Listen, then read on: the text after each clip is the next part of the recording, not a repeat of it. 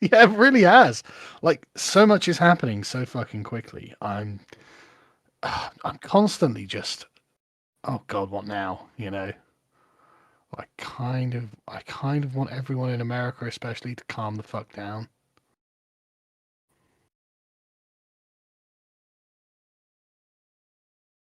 Yeah,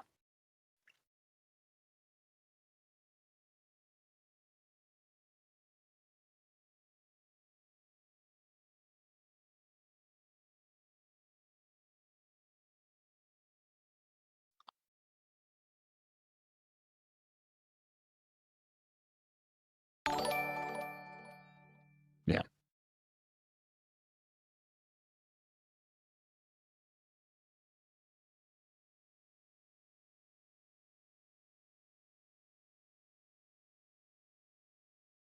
correct. Yeah. No, no, Which- I hear you. Okay, let me just reload that.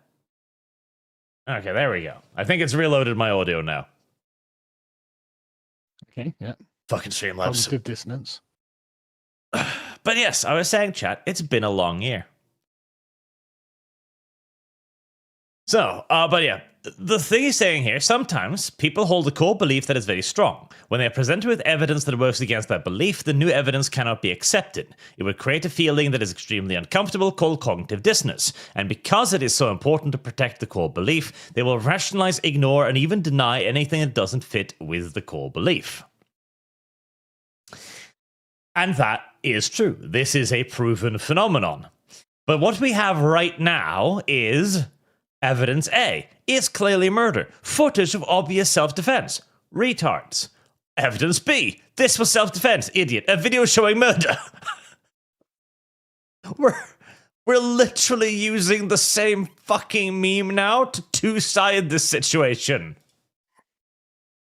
Moreover, everyone's literally using the same footage Yes. inside the situation. Yes, everyone is seeing the same footage and coming away with it with wildly different interpretations of events. Yeah. I mean, we've What known. can be done, man? Yeah, we've known about this for a while, but it's absurd to see it like just so obvious in a single event where everyone has access to the same footage, the same information, and we have like completely different worldviews now. Yeah. Like I remember when the Rittenhouse shooting, right? And that was kind of like the same event, but there was way more doubt there still, especially on the right, who was like, okay, this does look bad, but it's probably self-defense. Now both sides are completely strident. It is completely divided. There doesn't seem to be a middle ground at all here. Well, hang on a second. Hang on a second. The Rittenhouse footage, as in when he was attacked with the guy with the skateboard, and then a dude came up to him with a gun and he blew his bicep off. That was crystal clear self-defense. Like, it was only the bad faith leftists who were like, oh yeah, see, this guy's a murderer. It's like, no, these guys were trying to fucking beat him unconscious at the very least. What did they think they were doing? These guys are retards. But with this one, it's as you say, it's not crystal clear, right? And it's actually a really horrible event that has happened because it's the mother of like a 6-year-old or 3 kids or whatever it is. And she probably wasn't trying to kill someone. She was probably panicking in the moment. She was probably, not thinking very clearly about what she was doing. And I think that guy probably panicked in the moment because if you get hit by a car, and he was hit by a car, just not very severely, then you think, oh, they're trying to run me over, which is not an unreasonable thought to have. And the thing is, I don't think she was trying to run him over. I think she was just trying to get out. So it's just this horrible, horrible sequence of events. And now everyone is like being really unsympathetic to one another online, which I don't think is good. And like you say, everyone's looking at exactly the same series of events and going, right, you're all bad people. It's for fuck's sake, man. Yeah, it's become very, very, very, very divided. And the thing is, too, like, The guy who was the ICE agent in front of the car, he has been identified now positively, as far as I'm aware, as the same agent who was ran over and dragged 100 yards in a previous ICE bust. So you can see why he might be slightly jumpy about that kind of thing. Yeah. Like, he's exactly the kind of guy who's relived that memory 100 times and gone, like, if I'd gone for my gun, I wouldn't have been severely injured. Yeah. Yeah, no doubt. And I do love the Wikipedia article because it's 100% like, then she was trying to get out of the way. She did nothing wrong and she was shot for no reason. It's like, oh, God, Wikipedia. Thing is, like I said, I don't think she was deliberately trying to hurt anyone or anything like that. I just think that in the moment, because it's very easy to armchair general all of this, and this, you'll know this as the military history buff, Arch. There are loads of events in history where you're like, wow, why did they do that? That's really stupid. And it's like, yeah, because you're not on the field. You're not on the field. You're not in the middle of it. You don't feel the heightened emotions. You're not panicking at that moment. And you're sat there in your chair, relaxed, no danger at all, looking at the situation going, here's what I would do. It's like, no, you don't know what you'd do. Yes, I do think it was a panic moment. As like everybody's looked at the footage. In all due likelihood, to begin with, she was paying attention to the ICE agent talking to her, right? She probably doesn't see the guy in front of her. Then she begins, as you can see the wheel at the front spins. She accelerates before she's turned. That is the point that the ICE agent goes like, oh my God, there's a car heading towards me. And then the first shot is fired after he's been basically pushed off the hood of the car. Like, and the thing is, the car does hit him. And it does hit pushes him back forcefully. Service guarantees. And the thing is, too, like, from a legalistic perspective, this is absolutely a clean shooting. A car is a lethal weapon, and it's also just like, it's one of those things where this is obviously just a panic idiot moment. Listen, here's the thing. And so many people have argued this, like, oh, ICE doesn't have law enforcement right. I'm going, fucking shit. If armed men wearing official jackets come up to you and say, stop, you fucking stop. Also, I don't think that's true. It probably isn't, but the point remains. ICE is a federal agency. Yeah. Like, it's not that they're just volunteers going like, oh, could you please cooperate? Yeah, and the point remains. If you think they're exaggerating their mandate, okay, say, officer, I'm doing this under duress because you're telling me to. And then afterwards, after you haven't been shot, you sue them. Yeah. Exactly. All things have to be done in the court of law afterwards. So just do as you're told. And this is the thing with the black community. It's like, yeah, you're going to fight that cop. Oh, that's a great idea, bro. You could get millions off them for mistreating you, or you could try and have a fight with him so he shoots you. Yeah. What the fuck are you doing? The ironclad rules remains. Don't argue with the man with the fucking gun. Yeah, just do as you're told and sue them afterwards. It's fine. You're going to make money out of this. It's such a needless and idiotic fucking situation that simply shouldn't occur. Yeah. And there's there's allegations that she was interfering with the investigation, blocking the road. The other side claims she doesn't. I have not seen enough evidence to judge left or right there. The car was parked really weirdly, sideways in the middle of the road, so maybe, who knows, right? Yeah, I mean, what's she doing there in the first place, blah, blah, blah. But the thing is, all of these are kind of ancillary, to the actual event itself. Yes. But again, to just roll it back to the absolute insanity of the position. You've also got the official Democrat account coming out now. It's like, oh, the party told you to reject the evidence of your eyes and ears, which is, again, rich because everyone has seen. Shut the fuck up. Shut the fuck up. You trans women are women, stupid, ridiculous motherfuckers. Shut the fuck up. Yep. And again, everyone's seen the footage. Fucking not having it from the Democrats. And I think part of the reason why this is hit this point is basically this long-term, slow-moving escalation of all sides. Because right now, everyone knows where this is heading. Like, the left is making it very obvious. Like, we tried to arrest Trump in the previous interim session. We did arrest Trump. Mm-hmm. And now everything is getting worse. Like, when the left-wing account says, like, oh, we're just going to arrest everybody, like, most people on this list, most people in reality think they're serious. You already have. Like, Steve Bannon was in fucking jail. Roger Stone was in jail. You've already been arresting people, you fucking lunatics. Yeah. And so when they're telling us, hey, it's going to get worse, like, fuck, what are you supposed to do even? Yeah. And so we're in this situation where it seems like mutual escalation is literally the only way forward. Because again, we're in the iterative prisoner's dilemma. We've been punished every time, and now we decide, okay, I don't give a fuck about the escalation. I just want to punish you back. You've got to learn your lesson. And of course, there's also the armchair and analyst of this as well, right? Twitter, there was a mistake. A lot of people are saying this, yeah. I have vacillated wildly between Twitter's amazing and Twitter's a mistake on a daily basis. Yeah. Many people say this. I agree. I think Twitter is a genuinely amazing platform for swift information distribution. It's genuinely good. Yes. But it's run by people. And it's populated by people. People keep saying things that are fucking ridiculous. Yes. And the left has been doing everything it can to make this basically a second George Floyd. One of the things, like this scene, for example, where I'm not going to play it any further because you can actually see the woman, so we're not going to do that.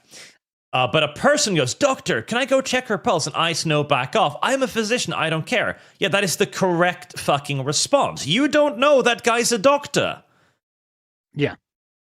It's like they have called an ambulance. There is people on the way. You're not going to let a random stranger go up there. Yeah. I saw one of the guy recording it literally said, quote, "You did a murder," like he's a fucking Redditor. What the fuck? Really? I'm not joking. And it's just like, Jesus, that's embarrassing, isn't it? Literally, a fucking Redditor be like, "You did a murder." It's like, dude, what the fuck? Go back home. But so there's one aspect of this that has bothered me somewhat, and it's the online right reaction to it, which has been callous, frankly. And it I has think been. That's good. It has really been callous. quite callous. Yeah. And a lot of the justification has been, well, they were mean to us, and therefore it's like, okay, man. Well, one, that's why they were bad, right? So just FYI, like I said, I'm not even saying this guy shouldn't have shot. I'm not saying he's a bad person for having taken this shot. I actually think, like I said, it's kind of understandable. And I think this whole thing has just turned into a fucking tragedy. I watched Vance's press conference where he was like, I view this woman basically as a victim of leftism. And yeah, in many ways, I agree. Like, she's a victim of being brainwashed into thinking these poor innocent Somalis, the white supremacists are coming to get them. It's like, no, they're fucking scammers, and you're an idiot, But that doesn't make it any less of a tragedy. Yeah, and this comes also from this, where again we're in the iterative prisoner's dilemma. Yeah. They tried to shoot Trump. They were like, okay, Fascia had it coming. Like, we eventually arrived at the point where the right doesn't care. The left has been singing, what's that socialist Italian song? Bella Ciao? Yeah, Bella Ciao. Yeah, Bella Ciao. Yeah, they've been singing that for years, and now we're shouting right back, "Me ne frego." Like, what the fuck can you do? There's no de-escalating here. Well, I mean, at the end of the day, I do think the right is populated by better people than the left. And I have experience of both. And so I do think it's important for the right to remember that we are the better people, actually. Yeah, but like it's difficult. Like I know. You have a situation where the general right has been the objective victim for a very, very long time. Yeah. And has finally hit the wall of just answering back with the exact same medicine. And it's one of those situations where, again, like, I don't think it's a good thing. I think it's a thing that escalates far too quickly and far too uncontrollably. At the same time, I also recognize the fact that we are in the situation where unless you respond with the same coin, nothing's going to change. So, yeah, and don't get me wrong, I'm not saying that the right should concede the point or punish the guy or anything like that. But I think that showing zero empathy is actually not appropriate. Just because the left has shown zero empathy, the right is currently in charge. The left lost everything by showing zero empathy, I think. I think learning from that loss is important, and being something tangibly different is important as well. The fact that they didn't care, they were literally like, persecute our enemies, we want them persecuted. And everyone was like, wow, that's kind of mental. If the right becomes like that, people are just going to be like, wow, that's kind of mental. And do you want to be just kind of mental as far as the left are concerned? As far as normal people, are concerned. Do you want to just be as mental as the left? I don't. the thing is, too, like, I don't know if we're at the point where we can even hold that back yet.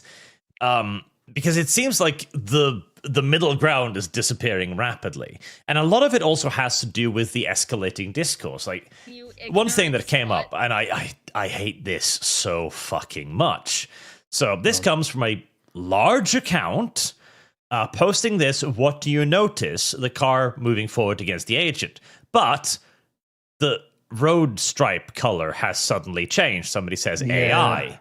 And the doors open and it wasn't. And there's a guy with an assault rifle there. And like This should not be allowed. This needs to be fucking Cheetoed, and his account needs a warning at least. Like, fuck you, don't. Not fucking helpful, bro. Like, this is... Yeah, no, like, this is why we do need some rules around this. If you play as shit, and I don't even care if you thought it wasn't fake, this is bad. Yeah. Yep. As we now have both sides, kind of like, because the right always seemed like the more principled side. But now we have like false narratives emerging on both. Like, one of the biggest narratives on the left is like, oh, warning shot. Like, no, you don't fire warning shots. You don't. You either shoot because you need to, or you don't. You don't send live ammunition flying around a fucking neighborhood. Correct. There was another one, too, like, just shoot the tire. Ah, yes, now we have a 2-ton vehicle without control barreling down the road with a panicking woman behind the wheel at 60 kilometers per hour. I don't see how that could end poorly either. Also, that's just not part of the the way that this works anyway. Yeah, it doesn't. And there's also the fact that this is now escalating beyond the local, too, so... Tim Waltz issued a warning order to the National Guard to move against the federal officers, or to take position to perhaps move against the federal officers, which is... Jesus. What's the fucking plan here, Tim? Yeah, what are you going to do from here? Like, okay, so you're gonna mobilize your private army against the federal government. So are we talking actual civil war, Tim? What's the fucking plan, bro? Tim doesn't have a plan. Like, there's also the fact that I feel like this might be Tim panicking because he's probably going to be under federal investigation for the Somali fraud very soon too. So, God willing, it's a situation in which I could see a desperate man who believes himself to be ideologically correct could actually bring this into a confrontation. Yeah, I certainly wouldn't rule it out.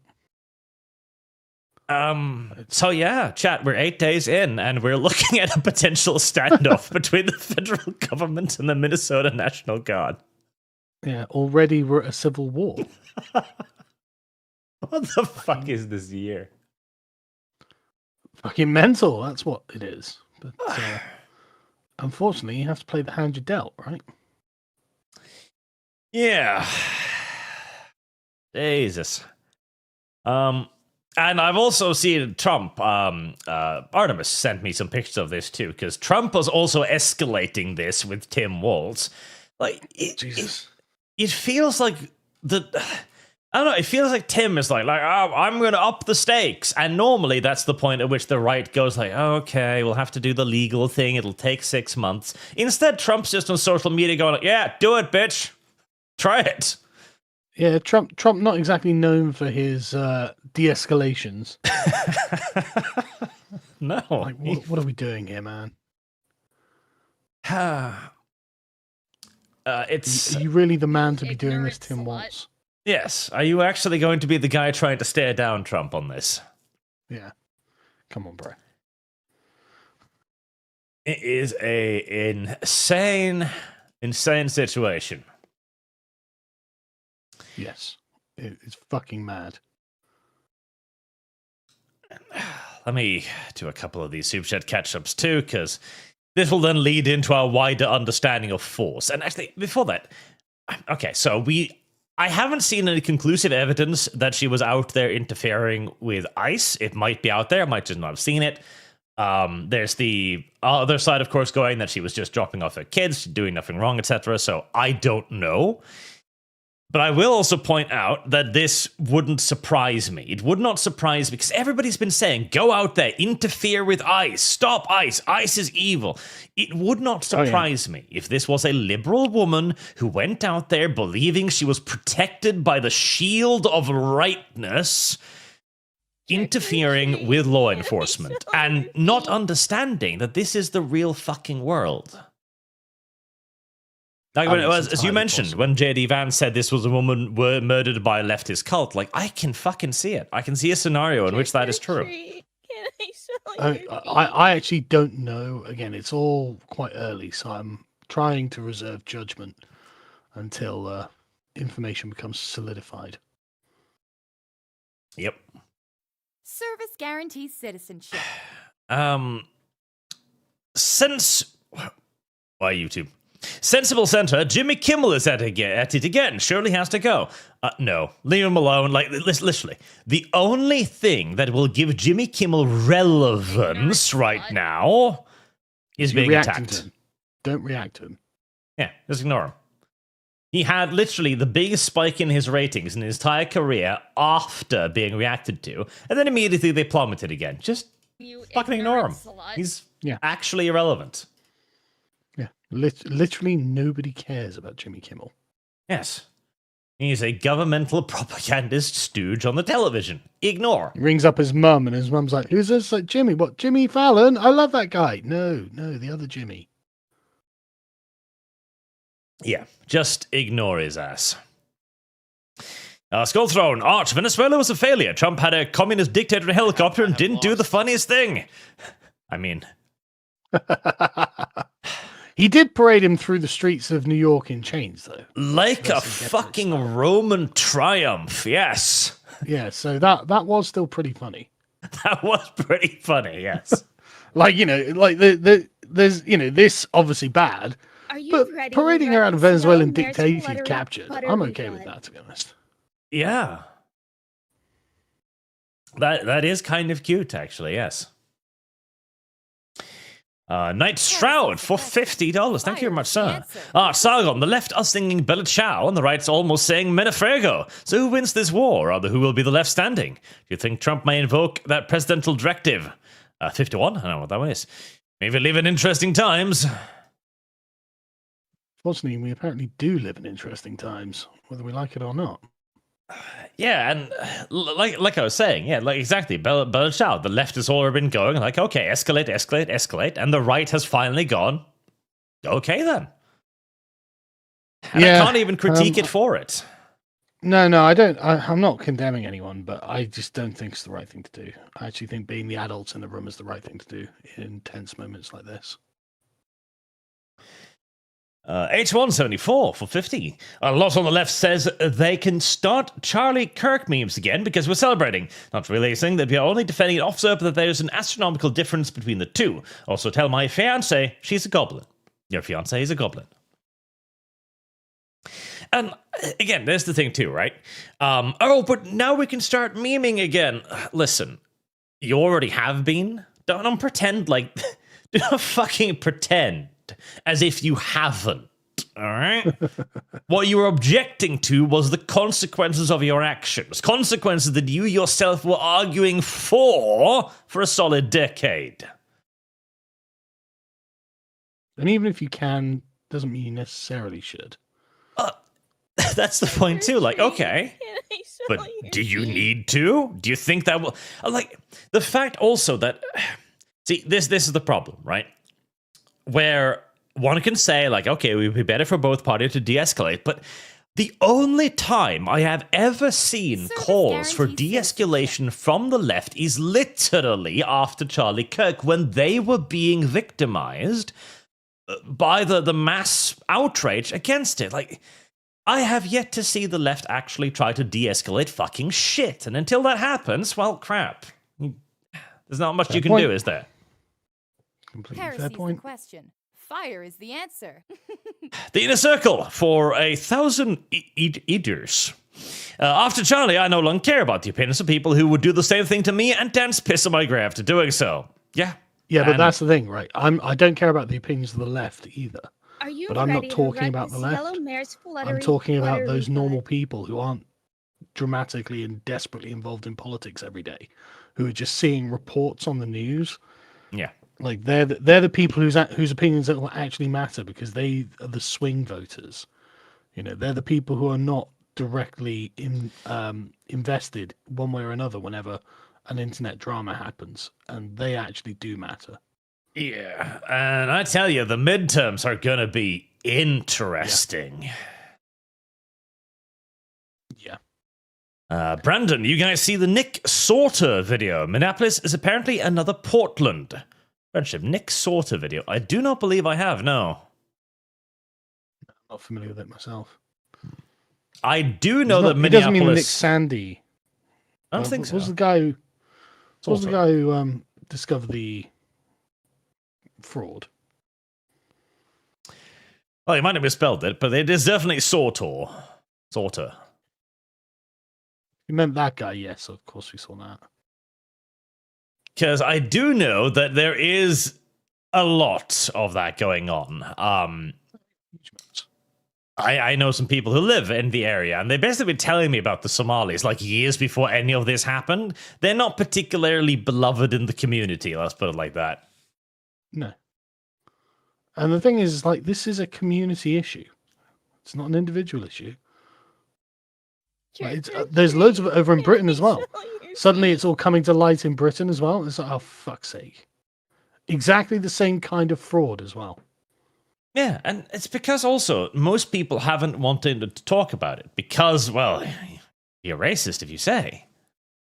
Why the fuck is my money just going to random daycare centers? Pay for it your fucking selves. Even if it was legit, I'd be like, whoa, why am I paying for this? Yeah, and there are also literally places where people know there's criminal activity going on. There's a place in my local city where there's a Chinese restaurant, right? It's always open. There's never anybody in there, ever. Yeah. Like, it's empty at all times, and the lights are always on.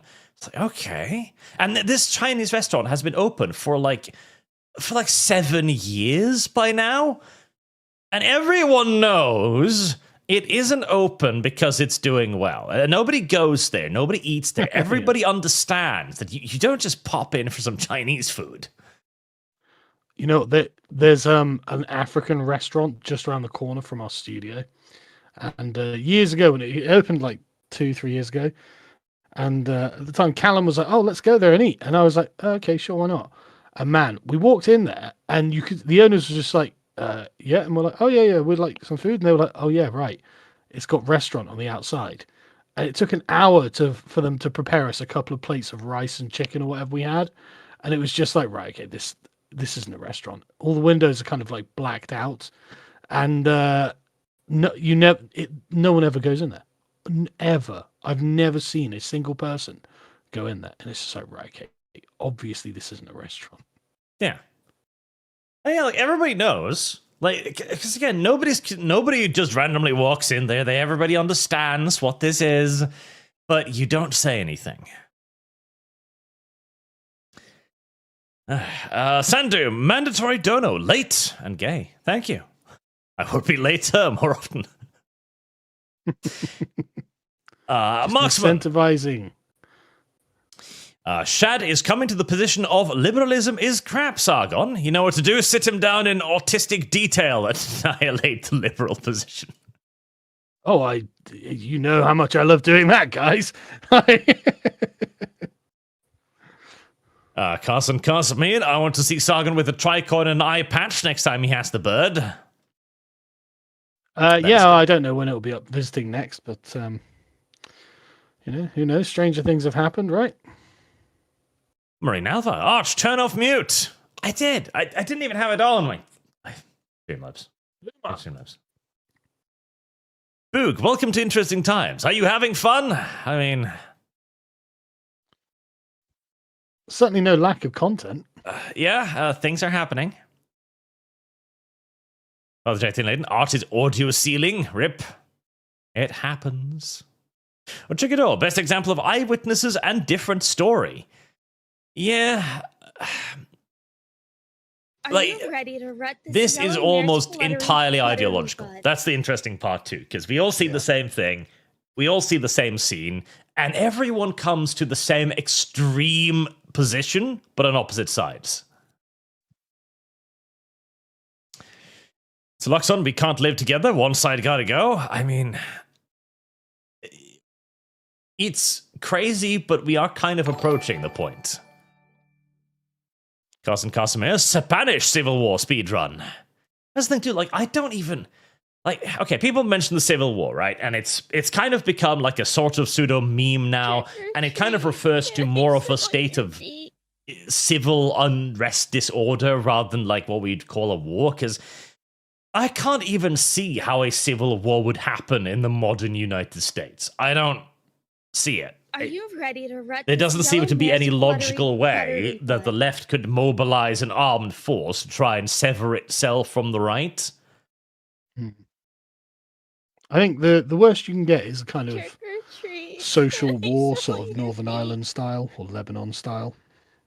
Yes, I could see that a lot more easily. Yeah. As even assuming Tim Waltz goes full deer in the headlights. Maybe Tim Waltz sparks it, you know. Yeah, and sets up the National Guard, orders them to shoot at the Ice Age and is going to arrest him. Like, I don't think they're going to do it. Who fucking knows? You know? Yeah, who knows? I mean, maybe he's a lot more beloved. Tim Waltz, man. Yeah, yeah. I mean, I'm not gonna rule that out. Maybe like crazier shit has happened. Yeah. The ICE agents are like, "Are you gonna die for these Somalians?" And Tim Waltz is like, "Someone is." The question. Fire is the answer. Pudding 7, the same couple's almost run over a week prior. Yes, I mentioned that on the Wikipedia page. Yes, I don't know if it was a week ago, but yeah, he was hit by a car previously, which is not a surprise that he's a bit jumpy. Night Shroud, based on the slowdown footage, she was aimed at him first and turned away only after the weapon was drawn. And again, like I don't even think she saw the weapon, honestly. I think she was just trying to escape. And there's the thing too, because the left argument has been, oh, she was just trying to get away. You're not actually allowed to get away from police stopping you. That's yeah, weirdly enough, you're not just at liberty to leave. I don't know who needs to fucking hear that, but yeah, stop, I'm going to issue a ticket. No, thank you, bye. And please, I guess there's nothing we can do. Yes, that's not how that works. Shit. Chikador, if somebody hits by an animal, everyone asks, what did you do to the animal? Why not in this situation when she went several states away to do this? I've heard that, but I've also heard that she was apparently living there, so. Well, okay, right. I heard that she was from Colorado, but again, I don't know, so. Yeah, I heard that too, but that she was in Minnesota with her new family, like, so I don't know. Oh, right, okay. I can't, okay, fair enough. I can't make a firm distinction on that. Well, let's just assume that for whatever reason she does have a legitimate reason for being in Minnesota. Fenrir, guy was nearly already hit by a car recently as well, and there are multiple cases of ICE being hit by cars in that state. Yeah, and again, like I also want to say, a car is a lethal weapon. The law considers it a lethal weapon because it's 2 tons of metal that can accelerate to 60 kilometers per hour in like 5 seconds. Especially American cars, which are fucking colossal. Yeah. So again, as far as I'm concerned, clean shoot, but that doesn't get rid of the larger implications. Doesn't get rid of the moral implications. Yes. Talak for 50. Thank you very much, sir. Hello, Arch and Sargon. Been watching both of you for the last few years, and this is the first stream I managed to catch, and I agree, it has been crazy year. Yeah, and it's still we're just out of the first week. Yeah, we're a fucking weekend. And from Mal's discomfort in the milking farm. Thank you. It is growing well. Trick or treat. Yeah, like the old saying, what was it? There's decades where nothing happens, and there's weeks where decades happen. I mean, I am seeing it. Yeah, absolutely. Don't know what else you could call it. Val and Deathblade, I think focusing on the murder self-defense argument is ridiculous because if she had hit him, they would be marching with signs of dead ICE agents and cheering it on like they did with Kirk. Yeah, like... You're probably right. They wouldn't have cried. Like... Whilst that is true, are the left really our barometer of morality? Yes, that's also true. You know, okay, yeah. I mean, these people abort babies and cheer about it, man. Like, they literally cheer when abortions happen. I don't use them as my barometer of what good and bad is. Yes. So, let me move on to the other topic as well. The use of force, which was, I thought was going to be the big topic of this week, but fuck me. So, on the topic of the left celebrating, like literally just days ago, we've had every progressive, including the big ones, defend a literal dictator. And they all begin with like, oh, he was a very bad person, but listen, Trump is worse. Hey. Yeah, I mean, the great thing about Maduro is that they'd all previously disavowed him. Yeah. Like Joe Biden, the European Union, fucking all of the lefties over here. Like, there's literally no one who would mount a defense of him until Trump took action. Until somebody... Yeah, no, literally. Nobody would defend him until somebody did something. And now, suddenly, it's a problem. Yeah. It's not a problem for the people of Venezuela, but it's a problem for Western liberal politicians. They seem genuinely thrilled. And the reason why you know they're thrilled, too, is... Let me see if I can find... I believe I had this. Oh, there we go. Because now, these Maduro's motorcycle thugs, and I've seen more pictures of these. These are cartel gangers. Right, straight up. Yeah. These are fucking cartel people. And they're now going around trying to reinforce their regime. They wouldn't do Maduro that. Just happened to have these guys to hand, right? Yeah, and they wouldn't be doing this if the regime was doing well. This is the enforcers, the bully boys, going out in the streets going, no celebrating. Remember, we are still an oppressive dictatorship back in your house. And on the topic of the left celebrating, Guru the Brunder, illustrated cartoonist, he, him, by, Marxist-Leninist, dream job. Service guarantees citizenship. These people are a caricature of themselves. Yes. Like, here you have... you have the Marxist-Leninist, the he, him, going, I'm really happy that the cartel thugs are hunting down the political opposition on behalf of the dictators of Venezuela. Like, ugh. Yeah, I believe you, bro. I believe you are happy with this. It's fucking insane. But I like Bernie Sanders' post here. So 6 reasons why Trump attacking Venezuela is wrong. It's illegal. Oh no! What Maduro does is irrelevant then. And that's it. Also, okay, so it's illegal to depose a dictator. Yes. Are you Okay. ready to Illegal to wreck be a this yellow dictator? mare's fluttery, buttery Yeah, breath? so we're in this situation Bernie? where, like, can we do anything about it? No. So we just have to watch him abuse his people. Yes. Yeah. Why? Heresy's Well, the because question. you have legally Fire is you the have to answer. allow him to do that. The answer is because he's a socialist dictator. If he was a fascist dictator, Bernie would be like, "Oh, get in there! Just fucking get him!" Absolutely. 2, it will make the world less safe. Ah. I see. Let's say for dictators, yeah. It's blatant imperialism. Good. Hey, this is genuinely a positive argument for imperial. Okay, so how do you define imperialism? It's Heresy's the when question. dictators Fire are is the deposed. Wow, I mean that makes imperialism sounds like a positive moral good, Bernie. Well done. Yeah, I think there's a lot of people in Venezuela right now that really fucking love imperialism. Yeah, I'd like some more. I saw this amazing interview with Lewis Goodall on LBC in Britain, which is a talk radio station, where Lewis Goodall, being the white shitlib from Britain, gets this African guy phoning in, and the African guy's like, "Oh yeah, I'd love Trump to do that to Africa." And he's like, "What do you mean? It's imperialism, it's colonialism." He's Are like, you "Yeah, ready and to things wreck were better this in yellow Africa, and when mare's that was fluttery, happening, buttery it's really breath? corrupt and full of dictators now." And Lewis was like, "No, you just don't know what you're talking about." He's like, "Oh, I do. I live in Africa." And it was just so Are you good. ready And to at the end of wreck it, you can this see yellow Lewis mare's Goodall was just fluttery, beaten down. buttery He was like, breath? right, okay then. Well, that's what some people think. Moving on. And it's like, yeah, no, you don't know what you're talking about. Trick or treat. Can I smell your feet? 4, the time and the time world is moving away from fossil fuels. Listen. Right now, Fossil fuels. Germany is destroying churches to mine more coal. But also, is the omnicause really important right now, Bernie? No.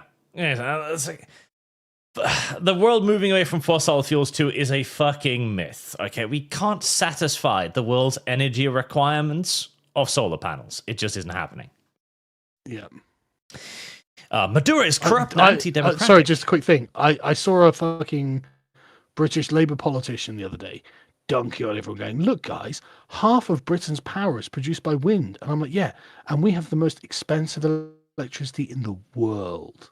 Yeah. In the fucking world. You fucking retard. Because the other half all has to be purchased because you closed all of the actual power generating systems. Yeah, we're an island that is literally made of coal, though. You'd think that we could just... Maduro is corrupt and anti-democratic. So is MBS of Saudi Arabia, many other leaders around the world. Just because we do not like the country's leaders does not mean we have the right to overthrow the government. So this is just basically one, again. But then also comes the point, why not? Why don't we have that power? Well, no, hang on. We have the power. We just don't have the right. He's making a moral argument. Yeah, and I also point Not out, like, practical. Service guarantees this citizenship. isn't a new phenomenon. We've deposed plenty of leaders when we've been upset with them before. It's going to shock you to learn. This is not our first rodeo. No. Like, in fact, if anything, this used to be a lot more common previously. I mean, nobody complained when they were bombing Milosevic in Serbia. And 6, Trump ran for president as a peace candidate who believed in America first, not someone who was going to run another country. And, okay, partial agree. I don't think Trump should try to run Venezuela, and he hasn't tried to. What Trump did was YOLO in, steal their president, and then leave. Which is, honestly, right, you know, a lot of people are like, "Oh my God, I can't believe he's done this." But it is really funny. It's really, really funny to just steal someone else's president. So what are you going to do? Fucking nothing, obviously. Yes. Especially when the president himself is a total bitch. Like, sorry, you're...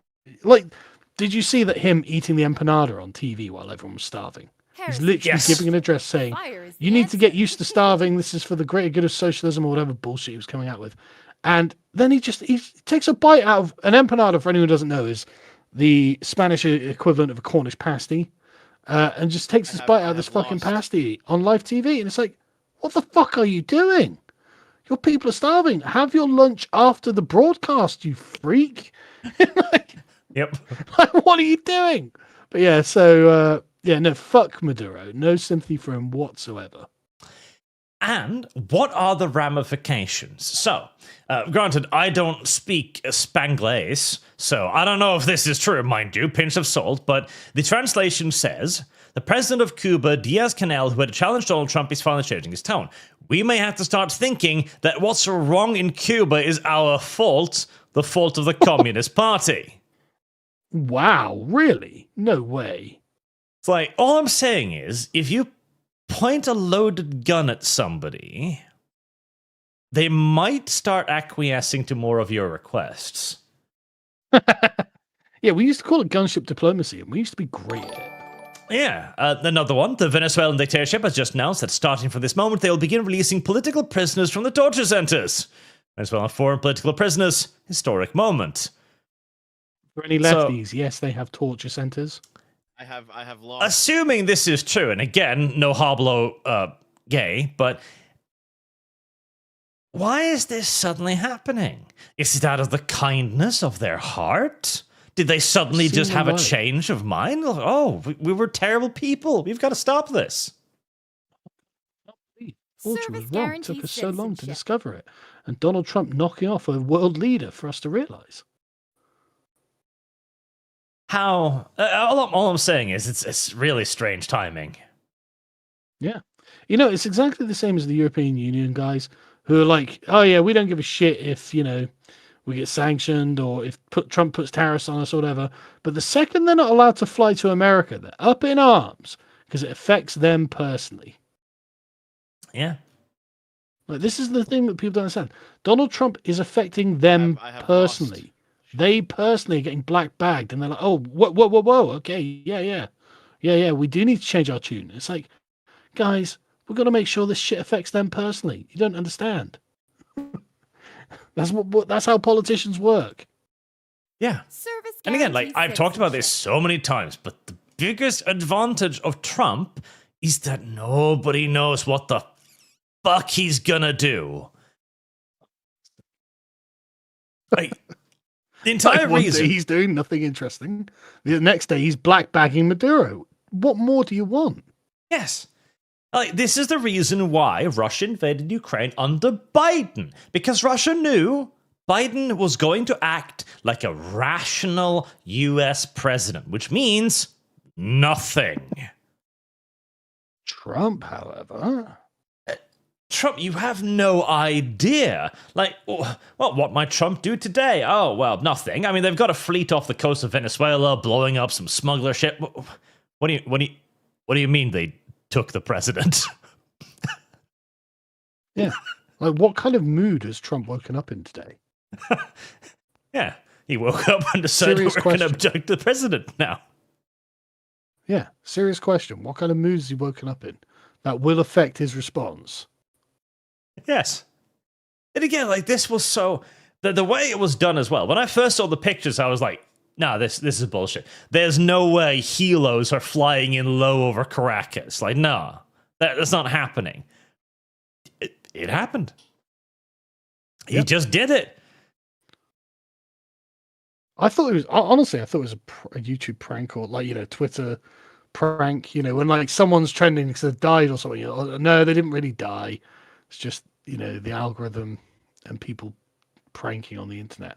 I honestly thought it was that. Yeah. I genuinely didn't think it was happening, but that also goes to show nobody thought this was possible. Nobody thought he could ever do it. It was not on anybody's radar.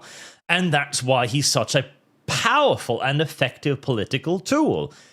This is why all of the world's leaders aren't going to step out of line around Trump, because nobody fucking knows what that madman might do. You get black bagged, bitch. There was this too. So Mario Norfolk, the U.S. tries to seize Venezuelan oil tanker, so Russia responds with submarine. No, they didn't try. They did. Yeah, The Russians sat in the cuck chair and did nothing. Literally, yes. They had multiple warships just chilling nearby. Like, well, what are we gonna do? Start a war with America? No, they can have that fucking oil tanker. Yes. What do we do? Should we fire at the U.S. warships? Like, oh, there's an entire carrier group sitting about 5 minutes away. You want to die today? You want to be the guy who fires on the fucking warships? Exactly. And ironically, like, go ahead, Dmitry. Push the button. Go on, I fucking dare you.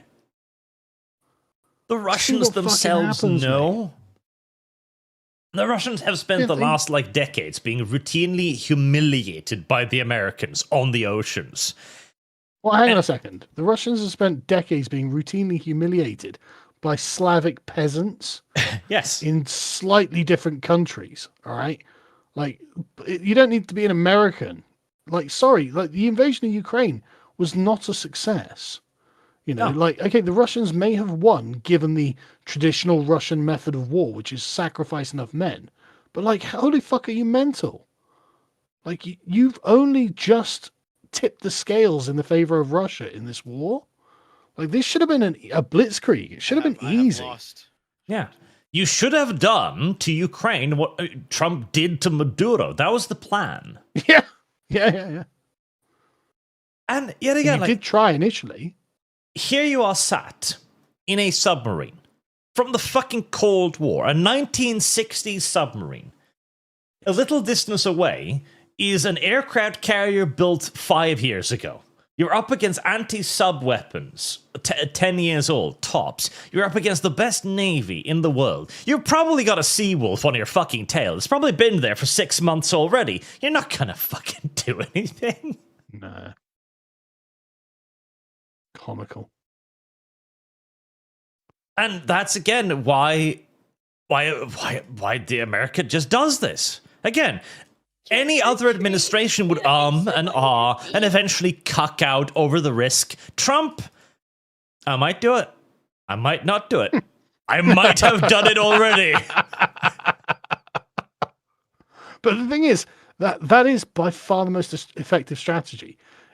And honestly, again, any military history buff will know, the art of succeeding is taking your enemy by surprise, like doing things they can't predict. That's how you win wars easily. I mean, this is genuinely how Hannibal started smashing the fucking Romans up.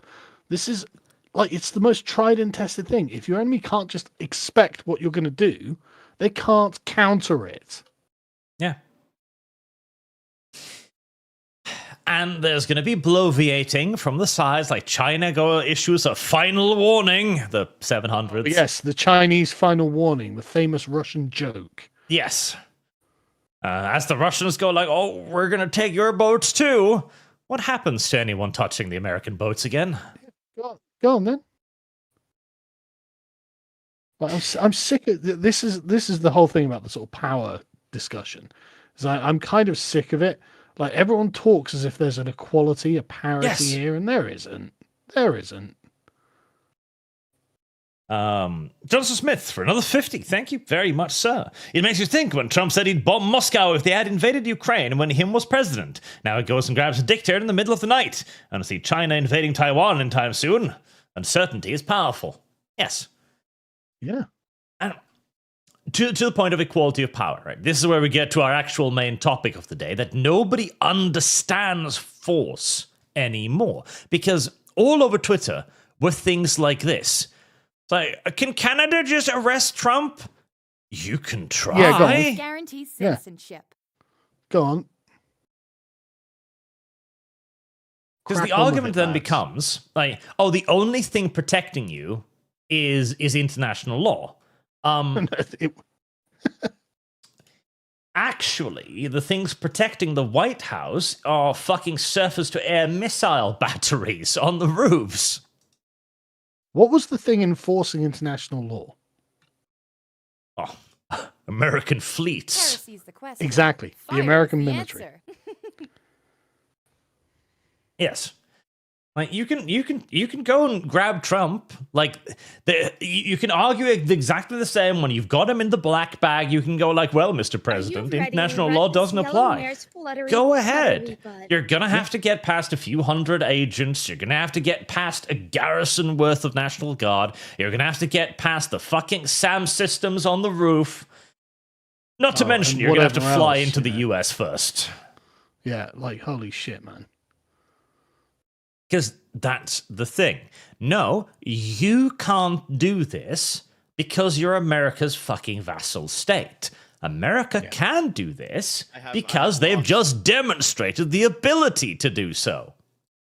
Yeah.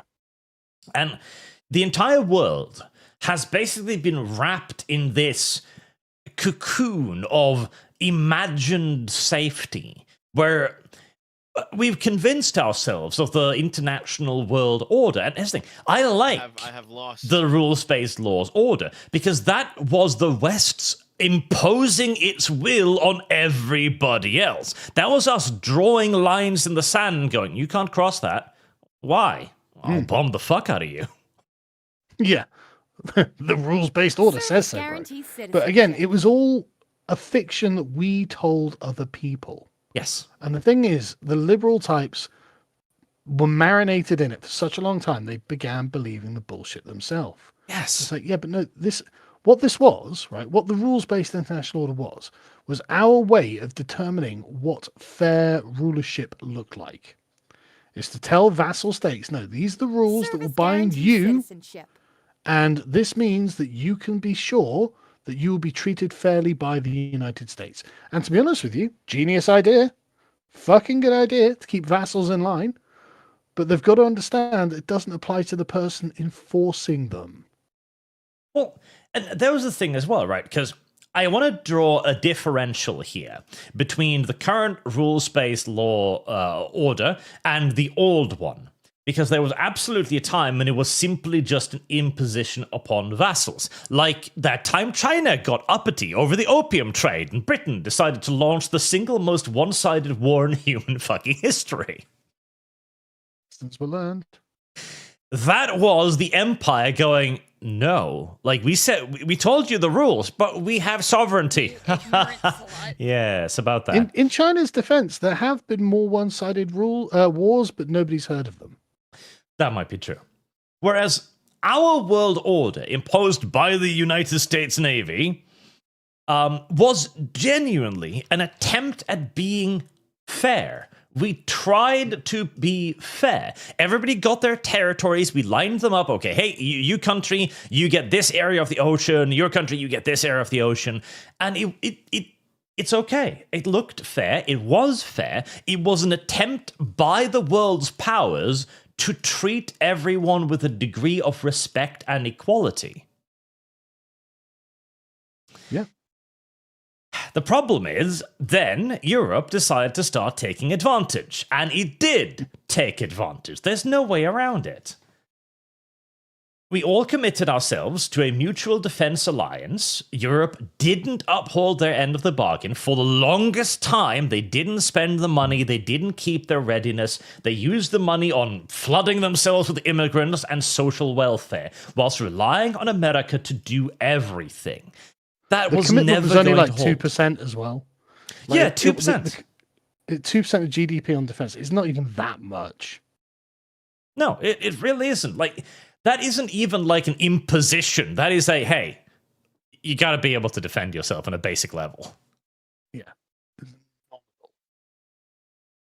But Europe took advantage, and that was never going to work out long term. At some point, the person carrying like 60, 70% of the burden alone is going to go, this is really unfair. I tried to be fair with you. Why are you being unfair with me? And moreover, what kind of position do you think you are in to bargain if you aren't upholding any part of the deal? Not only are you obviously in the wrong for not upholding your commitments, like wasn't it like Britain is the only country who's actually upheld that commitment? Hmm. And you know why? Because we're an ex-imperial power. And you understand the rules. Yeah. We were the world empire. Oh yeah, no, you do need the military, right? But like Finland, or sort of like Latvia or something, obviously not. Obviously they don't. Yeah. But what it means is not only have you broken your side of the deal, but what force do you have to use to negotiate? Yeah. You know, you haven't got the Americans looking at their maps going, I mean, we can do it, but it'll be a pain and we'll lose a lot of men. You haven't got that, nothing like that. They're contemptuous of your lack of power. And worse still, they're contemptuous also of the fact that the EU is acting in the way that they are lambasting others of. Like, there's been an explosion of EU bot accounts after Venezuela.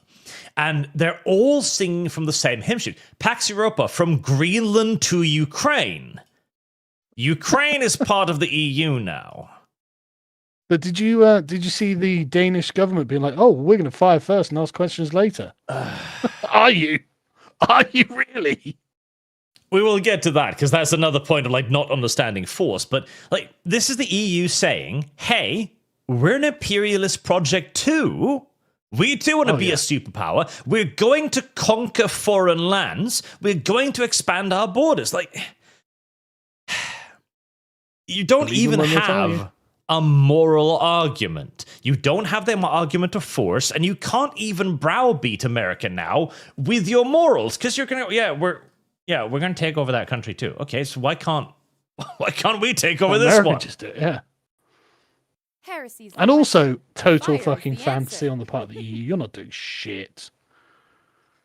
Well, okay, so there was a fascinating thing. The EU, again, as an element of that not understanding force, right? The occupation government of Britain announced recently that they had going to sign an agreement with Ukraine that they would deploy forces to Ukraine and France as well to establish military hubs and build the protective facilities for weapons and military equipment after the signing of a peace treaty. Okay, to anyone who understands anything about force, that is going to Russia and saying, if you make peace, we're going to make a fortified base on your border. What So- incentive does Russia have Citizenship. to make peace? Nothing. They've got the exact opposite. Like this literally tells Russia it's all or nothing. You either win or you have NATO on your borders. The exact scenario you try to avoid. Like either this is simply just a cold-hearted ploy from Keir Starmer's side to extend the war and extend the suffering, and half of me can fucking believe it. I think he's just retarded. Yeah, or he's just retarded and doesn't understand that you are now placing Russia in an existential threat position. Like, listen, You're the literally mere doing the thing you claimed you weren't doing. the mere threat of Ukraine possibly becoming an EU member in the future was what led to the military action in the first place. Because Russia was, I can't tolerate. No, not even an NATO EU member, borders. a NATO member. Yeah, and Wasn't Russia even said, I The threat can't of it being tolerate an that. EU member. That's even worse. Yeah, I can't allow a military power directly on my border. Like, because I've Are seen you ready NATO to wreck expand, this expand, and yellow expand. marriage I don't want to do buttery this. butter? And you can argue the morality of it all the live long day, but that was Russia's cold calculus. Okay, there's a weak president in the US. I think I can win this war in a week. If I don't, NATO's right there, and it's just going to keep eating more and more of my territory and more of my allies. Correct. And now that Trump is like, okay, come on, we've got to get a peace deal here. We got to get a peace deal. We want to end this war. Then suddenly NATO and the UK is like, okay, Russia, if you sign this peace treaty, we're going to make your worst nightmares come true. Honestly, I think Starmer's just retarded. Genuinely. Yeah. And this, again, like, demonstrates the fact that he doesn't understand it. From his perspective, I am assuming here, he just simply thinks this as a good thing. He's defending liberalism. He's defending freedom. So, of course, they need troops on the border. Not understanding that to Russia, that is going to look an awful lot like an invading army setting up on their fucking doorsteps. Well, it's literally what they were complaining was happening. Yes. And of course, the Russians immediately also fired back against this, going like, listen, we still have nukes. And like, this is an empty threat. Nobody's going to nuke anyone. But Russia is in a position right now where it can't do anything. Its army's been humbled. Its navy's been humbled. It doesn't have the resources to do shit. It's desperate. And that is also the worst part of the position, though. Yeah. If you manage to push Russia far enough into a corner, then we, like, at the end of the day, Putin is a rational politician. Yeah, but if somebody worse than Putin gets in position, a lot of people have been going, oh, Putin is a mad dog. No, Putin is actually a very calculating individual.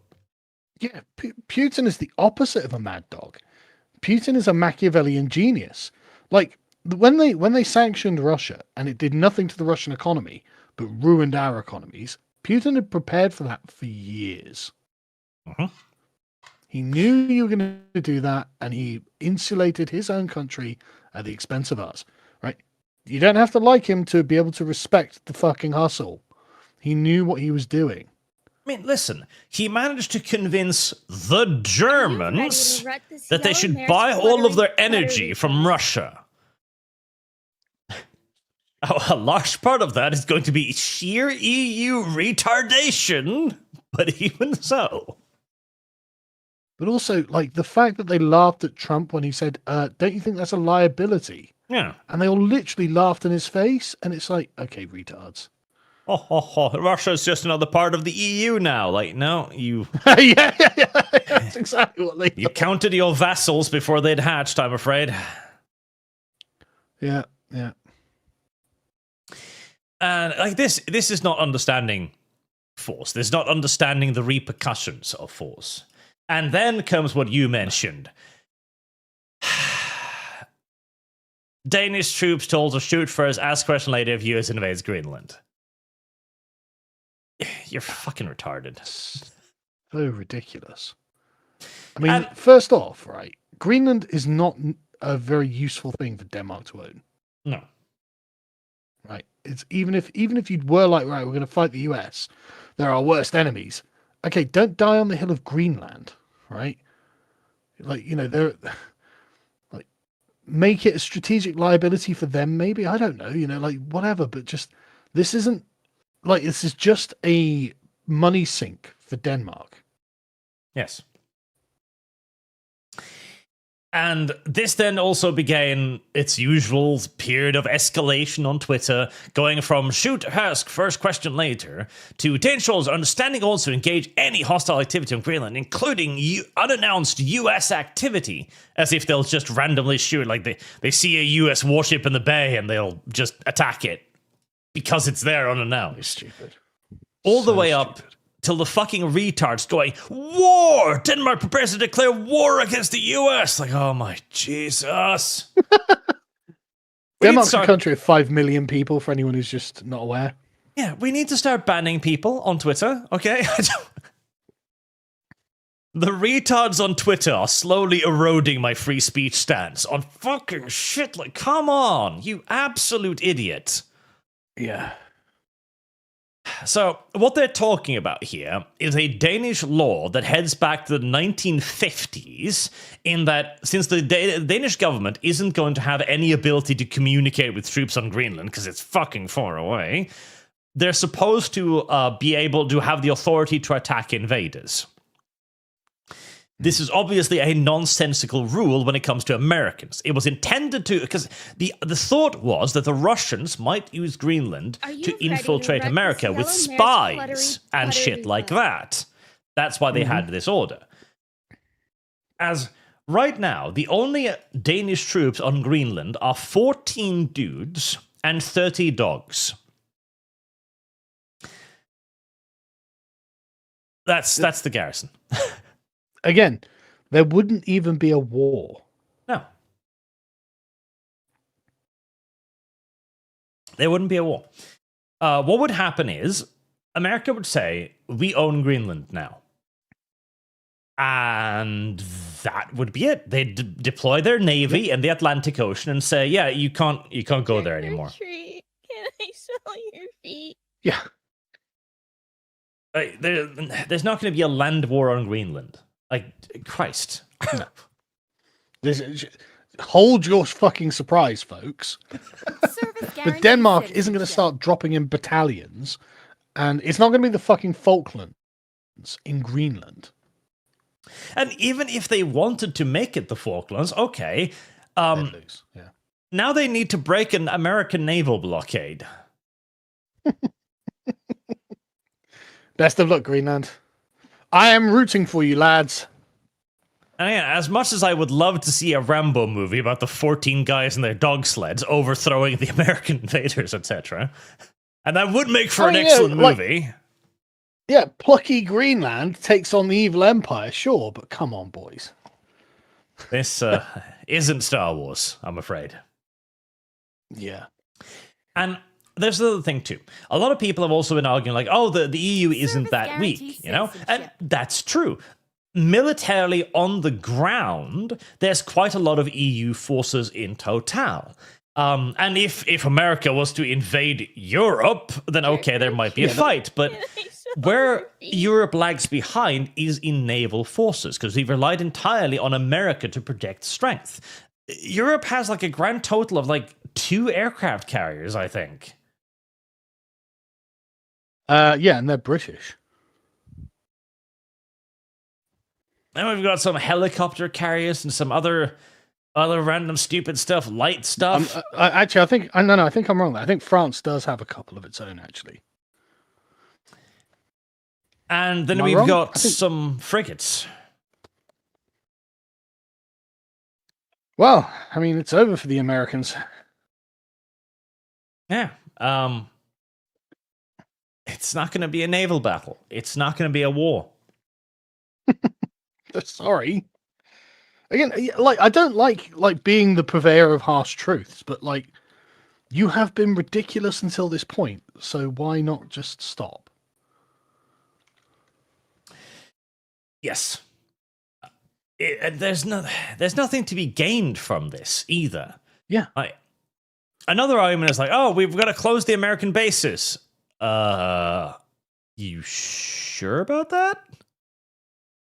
Go ahead. I mean, you know those are there because you can't protect yourself, right? You invited those to protect you against Russia. Like, it's one of those things where on the one hand, everybody's, oh my god, Russia is the dangerous evil empire. We have to protect ourselves. At the same time, we don't need America to do that. Also, we're not spending 2% of GDP for our NATO commitments. Like, what are we doing, guys? Like, you want to play at empire without actually doing anything? It's actually really embarrassing, to be honest. Well, it's the usage of military force as like like this weird theoretical ideal where it comes across as if the average person, and the problem is lots of their politicians too, have become to envision the military as this universal victorious force, the Allies from the Second World War who'll always defeat the enemy. Through moral force alone, because they're the good guys. And also, like, the idea, like, I like the, universal as well. As in, well, military just means category, right? So if we have X in, certain category, then that's the same as the Americans having X in certain category. It's like, no. The Russians have a lot of X category, but it is not the same. It is not the equivalent. And that's what the kidnapping of Maduro showed. Oh no, these guys are actually way better than you think. Yes. And so a lot of the Europeans and the military leaders, political leaders, have kind of convinced themselves that they have an equality of force based more upon moral condemnation rather than an actual look at reality. Yeah. Do you remember the Mithridatic Wars? Not remember, but remember the details of it. Loosely, I was there. Yeah, exactly, yeah. This is the thing, like, on paper, the Mithridatic Wars made it look like Mithridates had a chance, man. Mithridates has got 300,000 men under arms or something like that. And it's like, whoa, fucking hell. He's got a giant empire that spans across Anatolia and into Levant and wherever. Oh, wow, my God. And then there's the battles. And the battles are the most one-sided thing you have ever fucking seen, where the Romans lose a couple of dozen guys and all of Mithridates' army is wiped out. And it's like, right.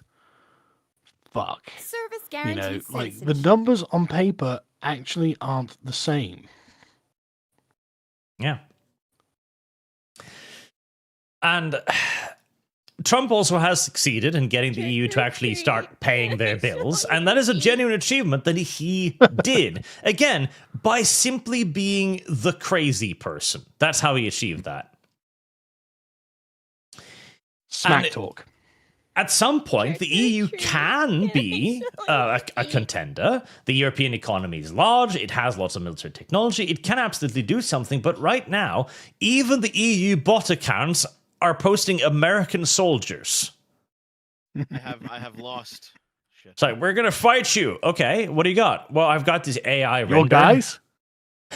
We've always had your guys. That's how we win wars, with your guys. Yes. I do love some of the scenarios they brought up too. It's this one. Oh, a French Raphael won a dogfight against an F-22. Oh, well. I'm sure the stealth fighter that can engage you at 8,000 kilometers will engage you in a lot of dogfights if this kicks off.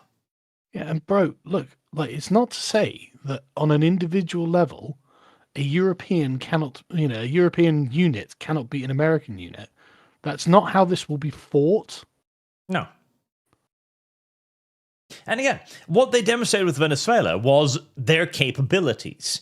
They attacked a country that was ready for them. They had manpads, they had SAM systems, they had all of the things that should make this impossible. And yet it was made a complete mockery of. Complete humiliation. Wiped the fucking floor. None of their stuff worked. Yep. Because up Zero in the casualties. Air is 150 American aircraft, all doing their exact thing. They're suppressing enemy air defenses. They're jamming their frequencies. They're blocking their radar. They're screwing them over on every level, because this is what the Americans have perfected. The multispectral warfare, where they simply render their enemy utterly helpless.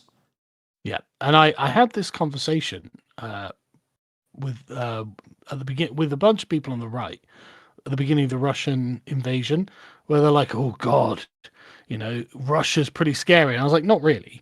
And they were like, "Oh yeah, no, I don't know if America could beat Russia." I was like, "No, but America 100% out, 100 out of 100 times smashes the shit out of Russia on the battlefield, every time." You don't understand. The Americans are the Americans do a few things well, right? They do movies well. They do I don't know, pageantry quite well, to be honest. But the thing they do the best in the world, without a question, is the way they run their military. It's not even about the technology; it's the culture in the military is superb. It's weirdly, it's dehumanizing, to be honest. And I know because I grew up on military bases where there were Americans. So the British and American forces were next to each other on these German bases. And man, I was just well impressed with the seriousness of the Americans and their military. They understood, and looking back now, it was clear that they understood, oh no, we are the imperial power, right? They take their military with the same sort of seriousness we used to take ours with. It used to be the British would court-martial admirals if the victory over the enemy was not sufficiently large. If we that is a level of expectation that I fucking love. We used to literally, oh, you won. Well, obviously you won, but you lost 2 ships. Well, I'm sorry. It's that's not good enough. Fired, flogged. That's the kind of attitude you need to have. One of intense institutional superiority, right? And the Americans have that with their military. They're not just better than you by accident. They work really, really hard. And it honestly is kind of unpleasant, right? It's kind of, the atmosphere they have is kind of unpleasant. But man, are they good. Yes. And there's another interesting thing too. Because year after year, they will come out these leaks and briefings like, oh, America lost war games against Russia, they lost war games against China, etc., etc. Yeah, so I think that might be tactical. Yes, all of this has been going on for as long as the US Army's been around, pretty much. It's for more funding. That's literally it. But also, it's probably just a way of like making the Russians and Chinese think they're bigger than they are, you know. Oh, we can beat them at war games. Yeah, you can beat us at war games, lads. Yeah, it's so they get bigger toys. That's actually they go to their enemies and they read their briefing documents and what they claim, and they assume it's all true. In these war games, they assume that the Chinese have, what was the latest thing? Their space capable jet fighter, that one. The Americans simply assume. Chinese got loads of those. Yeah, they've got a fucking TIE fighter. They just accept that and they run the mission briefing. And then the people in Washington go like, oh my God, our military needs more money. And indeed, just the other day, Trump promised to increase the defense spending from $1 trillion to $1.5 trillion. Yeah, like literally a 50% budget increase. This is why you don't tell the Americans that you have a space fighter. Because in 10 years' time, the Americans will have a fucking space fighter. Yeah, and you'll still be a bullshit artist. It's the oldest fucking thing. This is literally what created the F-16 that has like a 350 to 1 KD. Really? Oh. So again, this is for funding. All of this nonsense is for funding. And then there's another argument as well, right? Now, Greenland is... America isn't going to invade Greenland. This is Trump going, I'm going to invade Greenland. And making everybody freak out. And then he keeps doing weird, crazy shit like this. Trump considered paying Greenlanders $10,000 to $100,000 per person to join the US and supports the secession of Denmark. He's going to throw random shit at the wall for the next few months until at some point the Danish Prime Minister will creep into his office and give him the compromise he wants. Yeah, it's a negotiating tactic. And the thing is, anyone who has followed Trump's career for any period of time or read his book where he expressly lays out this tactic would see it. Yeah, it's not fucking subtle at this point. He literally calls it the art of the deal and lays it out word for word in his book. But he has this way of delivering his demands in a way that seems tailor-made to antagonize. And once the politicians have crawled up on their high stool to attack Trump, they can't come back down again without meeting public ridicule. That was a word. Disapprobation. Yes. It looks fucking silly and weak. And Trump, what did he do? He talked at you. That's all he did. He just talked at you.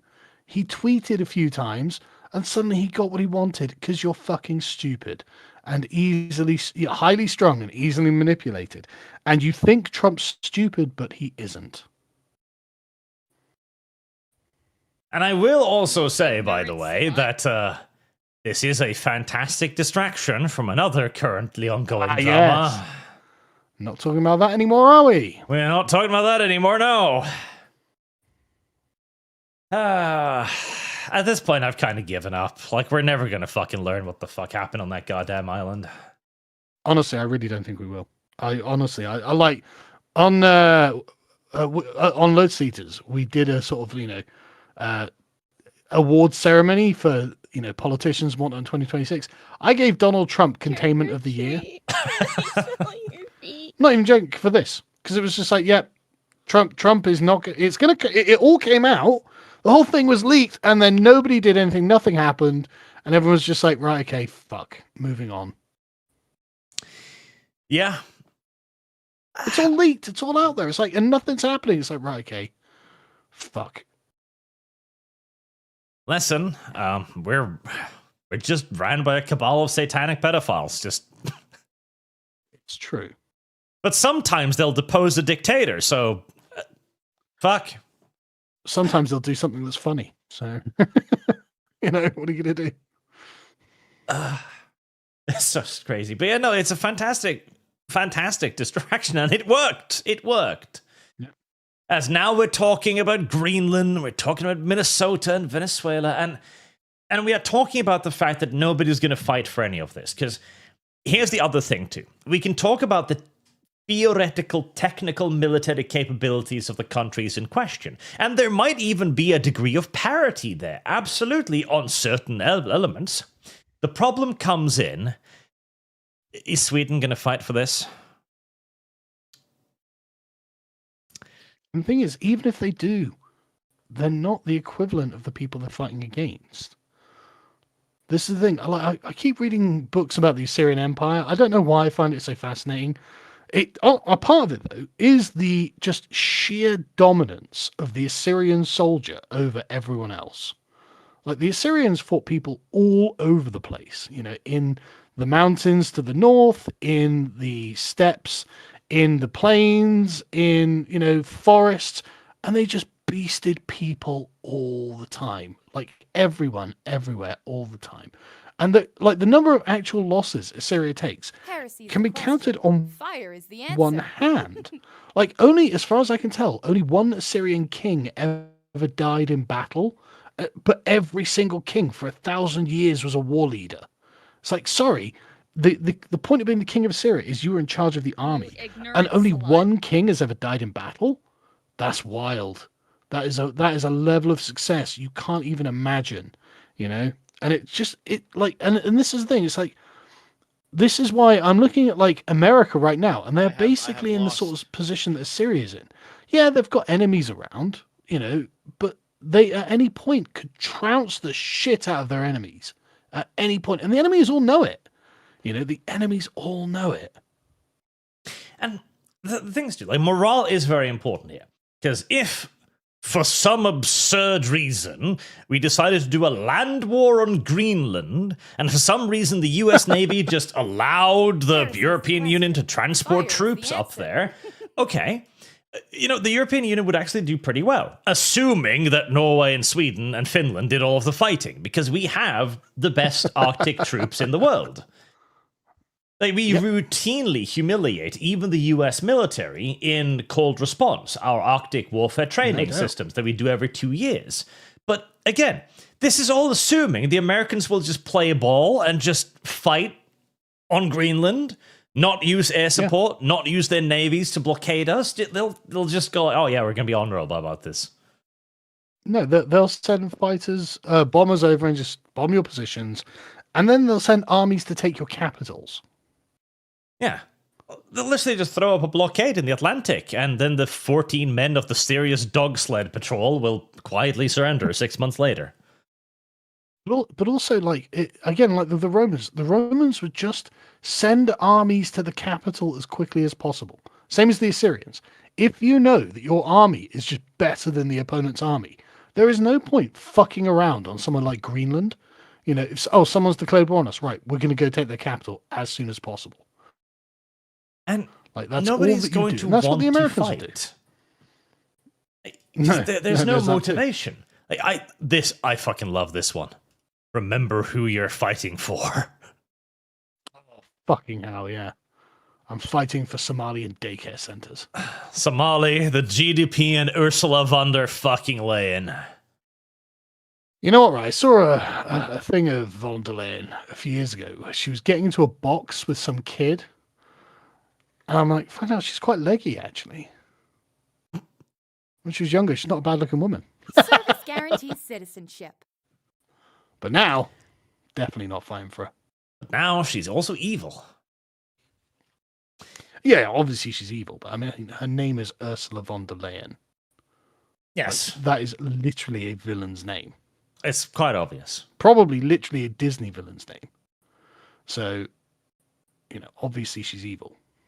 She's mildly attractive when she was younger. But the fact remains, nobody's going to fight for this. Across the EU, recruitment numbers are down. Germany had to enforce compulsory service because nobody wanted to join. I thought they proposed it. They didn't necessarily do it. I thought they'd done it. Oh, well, maybe, I'm not saying I know. Maybe they have. Let's see. It sounds like the sort of thing Germans would do. Okay, no. So tiptoes towards compulsory. So they've been making moves towards it, I guess. Yeah, Plans compulsory screening. Okay, so they're basically heading in that direction. Plans to reintroduce compulsory screening of military service for 18-year-old men as part of the plan to ramp up defense capabilities, and defense minister source said Thursday. Well, there we go. Our conscript army is not going to want to fight America. I tell you, that's another reason that the Romans and the Assyrians dominated over their opponents so much, and why the Persians sucked against the Greeks. The Assyrians were the first since Sargon of Akkad to actually have a professional military, and the Romans, of course, had a professional military of the time of the late Republic. The Persians had a core of professionals, but relied heavily on mass waves of recruits, which are shit. And always have been in every time and place. Yeah. Put simply, just quickly, if you're going to be a military, if you're going to have a serious military force, just have a professional military force. Just do that. If you want a military, make sure it's a professional, well-trained, disciplined military. Don't bother with the fucking conscripts. Yeah, they're simply not effective. And it's Germany we're talking about here. The Germans get very, very funny when they're fighting for a cause that they like. And they can be made to like a cause surprisingly easy, but Greenland is not it. Yeah. I mean, I don't even know if they're going to... Well, maybe if... I don't know. I can do this job. Right, okay. Trick or treat. Guys, Can I smell your feet? Achtung! We are invading Greenland to prevent the evil Nazi Yankee from taking it and saving it for climate change. If the Yankee takes over, Greenland is destroyed. The glaciers will melt, the entire world dies, and it's all our fault for not defeating them. So we have to go into the guns. Maybe. I can make the modern German fight for Greenland. I don't know if there's that many modern Germans left, honestly. I think every year there's a few less modern Germans around. But those few that still exist, I can get them going. Although I am looking forward to Germany's rearmament campaign. The Germans always get funny when they get too many weapons in their hands. When they become Turkish.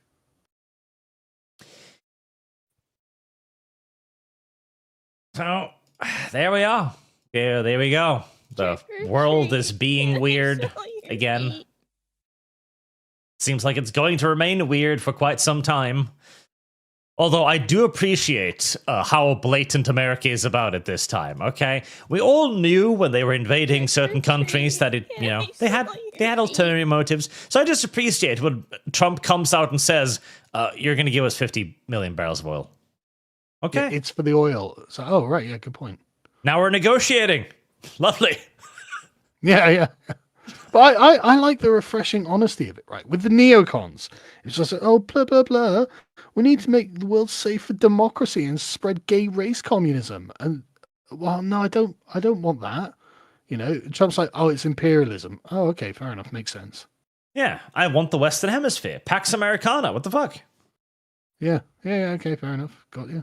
I'm not going to couch it in flowery terms. You're my vassal, and I want your oil. Give. Yeah, but it's just honest. Like, oh, good, the guy's telling me the truth. Fucking hell. It's been a long time since anyone's told me the fucking truth. And again, you will notice immediately the South Americans go, oh, right, we know this game. We've ran institutionalized corruption for fucking decades. We get it. Good point. 50 million barrels of oil. Why didn't you mention it sooner? And you won't bomb us. Cool. Yeah, that's exactly how it works. I guarantee you, if they'd sent basically the same message to Saddam, like, we would just want 50 million barrels of oil, he probably just would have given it to you. Yeah, he would have paid it 100%. That's just how it works now. I think with the case of Saddam, it was kind of revenge for invading Kuwait. Well, the first time for Kuwait, and the second time is because George W. Bush Jr. wanted to, do the same as his dad. So probably a bit more of a different situation, but if you give most dictators the option between paying or being blackbagged in the middle of the night. Well, Maduro was being intransigent, actually, so, that was weird. Because he didn't think they had the ability to blackbag his ass. They're not going to just break in and kidnap me, are they? Well, fucking don't be stupid, Pedro. No, we're negotiating. Oh. Yeah.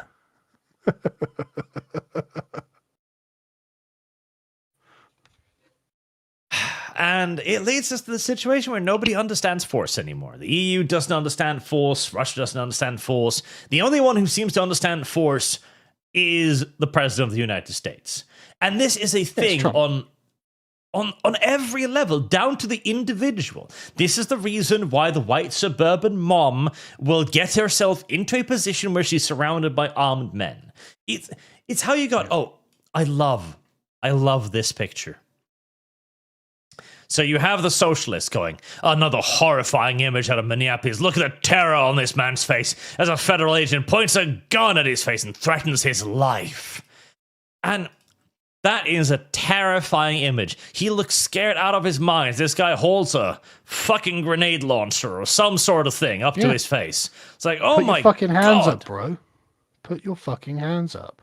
What is this terrifying fascist police state of America? Next picture. Oh, pepper spray. I see. What did he do to deserve that? Oh, he grabbed at his weapon. Oh. He's a good boy, didn't do nothing. Oh, I see. And you can see he's fighting for it too. He doesn't grab it by accident. He's actually trying to maneuver the weapon away from the officer. Like, no, don't understand at all how these things work. Hey, do not fight with the police over their guns. Holy shit. And yet it becomes this. A terrified man being threatened by a gun. The gun the officer just got back from him. Fuck, at that point, I guarantee you he did this just to demonstrate, like, bro, it's not actually a gun. It's pepper spray. Fuck's wrong with you? Stop. Get my face. But the thing is, I've just got so little sympathy for any of these people at this point. It's like, no, they're retarded. They're retarded. But it goes to reflect that it's not just the political leaders. This inability to understand force it's seeped down at the very most bottom layers of our society. We are at the point where the individual feels that it might be the right thing to try and jostle an officer for his weapon. Seen a lot of movies, mate. Just snatch it straight off him. What's this? Be like in Die Hard or something. Yeah. This is how actually civilization takes a serious beating. When we forget that, no, force exists. Like, we're fleshy human beings. We're not invulnerable. The world is not a movie. Shit fucking happens. Don't put yourself in that position. But the thing is, I think you are right. Like, I've seen so many posts by women who have discovered, oh my God, men are really strong. Yes. Like, I can't believe I can't just beat up my boyfriend. If he grabs me, he can just pin me down. There's nothing I can do about it. It's like, well, why did you think the opposite? Well, I mean, I saw a superhero movie where, some girl who's like, 5'2" and 120 pounds knocks out 6 fucking huge stuntman. And it gave me a totally divorced view of the world because I've never personally been in a physical interaction. Yeah. And we have existed in this fluffy world, and especially within the world of things like social justice, where you're just right and the evil forces will inevitably melt away like the snow. Yeah. You feel like the protagonist in a grand adventure all the way up until the point you're staring down the barrel of whatever the fuck this is and wondering, was this smart? Did I get pepper sprayed in the fucking face? Yes, retard, you did. What That's why it series of stinks. decisions led me to this point in my life? Yeah, but I was fighting the evil empire. It's like, that's right. Exactly. Normally, rebellions just get crushed, mate. Like, if I had a penny for every rebellion that just got crushed in history that you've never heard of. That is a great point, because we've built up this idea that the rebellion always wins. Like, no. Hardly ever. Like, we have like 2 examples throughout history of slave revolts working, for example. It doesn't happen. It doesn't happen. The rebellion almost always loses. Almost always. In fact, I can't. It's hard to think of a rebellion that did succeed, actually. It depends on how you define success. Well, yeah, exactly, right? But, like, there's no fucking, rebellion brings down the evil empire. That just basically never happens. The French overthrew their king and instituted years of mass murder, carnage, and terror that ended in an autocratic empire. Yes. But the thing is, the thing is though, the problem was that the French king was a lib. Yep, he was trying to reform, and he did. Yeah. I was reading up on the Russian Revolution as well, and the Tsar was like, "I'm going to give you rights," and the moment the people got it, I was like, "More, please, or else." Yeah, it literally the autocrats who get overthrown are weak libs who are infected with the ideology of the day. Yeah, like if Louis XVI had acted like Louis XIV, there would have been no French Revolution. It would have just been squashed in the cradle. End of it. No, fuck you. You don't get to say this. You're fucked. And that would have been the end of it. If Tsar Nicholas has ordered the bayoneting of every fucking Duma leader opposed to him, nothing happens. Yes. Haiti, where the slave the blacks rose up against their French masters, and today they're a hellhole that's one of the worst on earth. Good point. Haiti's one of those few examples where it actually did work. Well, I mean, for a while, there was a revolt. You know, a successful revolt against an empire. I guess I don't want to say they worked because I'm not a fan of mud cookies. Spartacus revolted, succeeded until he was slaughtered. Well, that's not a success, is it? Well, I mean, it's a shorter term success, but it's basically the same line as the Haitians. No, to be fair, Spartacus, like, I don't know why he turned around at the Alps. No one knows why he turned around at the Alps, right? No one has even got any fucking theories. It's just assumed, well, I guess he thought he'd just take out the Roman Empire or something. It's like, yeah, good thinking, bro. You're about to escape. And it's like, should we just turn around and try and destroy the Romans altogether? It's like, no. Eat your cake. Get out. Escape to Gaul. You're fine. You're free. You'd get away now. What are you doing? But the thing is, all of these famous rebellions that we're talking about, we're not listing those ones we don't really know about, but we've seen, like, in a list of Wikipedia events, where it's like there was a short-lived rebellion in, some province in the Roman Empire, but the local governor quashed it, and that was it. No further information needed. Like, that has happened a million times over the years, and nobody knows about them. So they just get crushed. I think the only one I can think of that I could call an unqualified success were the Swiss. Because the Swiss rose up and created their own little independent cantons and country. Yeah. And they're still around, and they're good in the countries. There you go. Successful revolt. Yeah.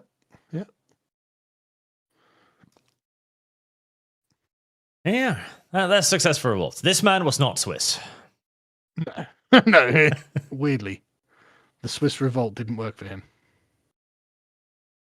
And I suspect that we are going to get many more lessons like this as this is going to escalate, because the left has tried to escalate and the right is done de-escalating. The entire discourse around Minneapolis demonstrates it. Like this is just a blatant lie done for no other reason than to escalate the situation further. There's no other reason Especially as people in the comments go like, "Oh, here's what happened," and it's like, "Oh, well, I don't care. This is pretty good from my point of view, actually." Yeah. Him getting pepper sprayed is literally the best outcome he could have hoped for. Yes. The alternative outcome is that the agent goes, "I'm not going to pepper spray you. I'm going to reach down to my sidearm and fucking shoot you instead." Yeah. Like, this was not an act of aggression. This was an act of fucking exasperation. Just, fuck you. Come on. Yeah. Like, don't just go reaching for some guy's fucking gun. Honestly, Yes. What are you doing? And you are not John McClane. And so both sides are just gonna fucking get more extreme, and the only thing that I can see as a general de-escalation is if it somehow in the next election some more centrist candidate steps forward and gets elected by the tired majority, but I don't fucking see it. No, I honestly, I think it's incumbent on the right to start treating the left like children.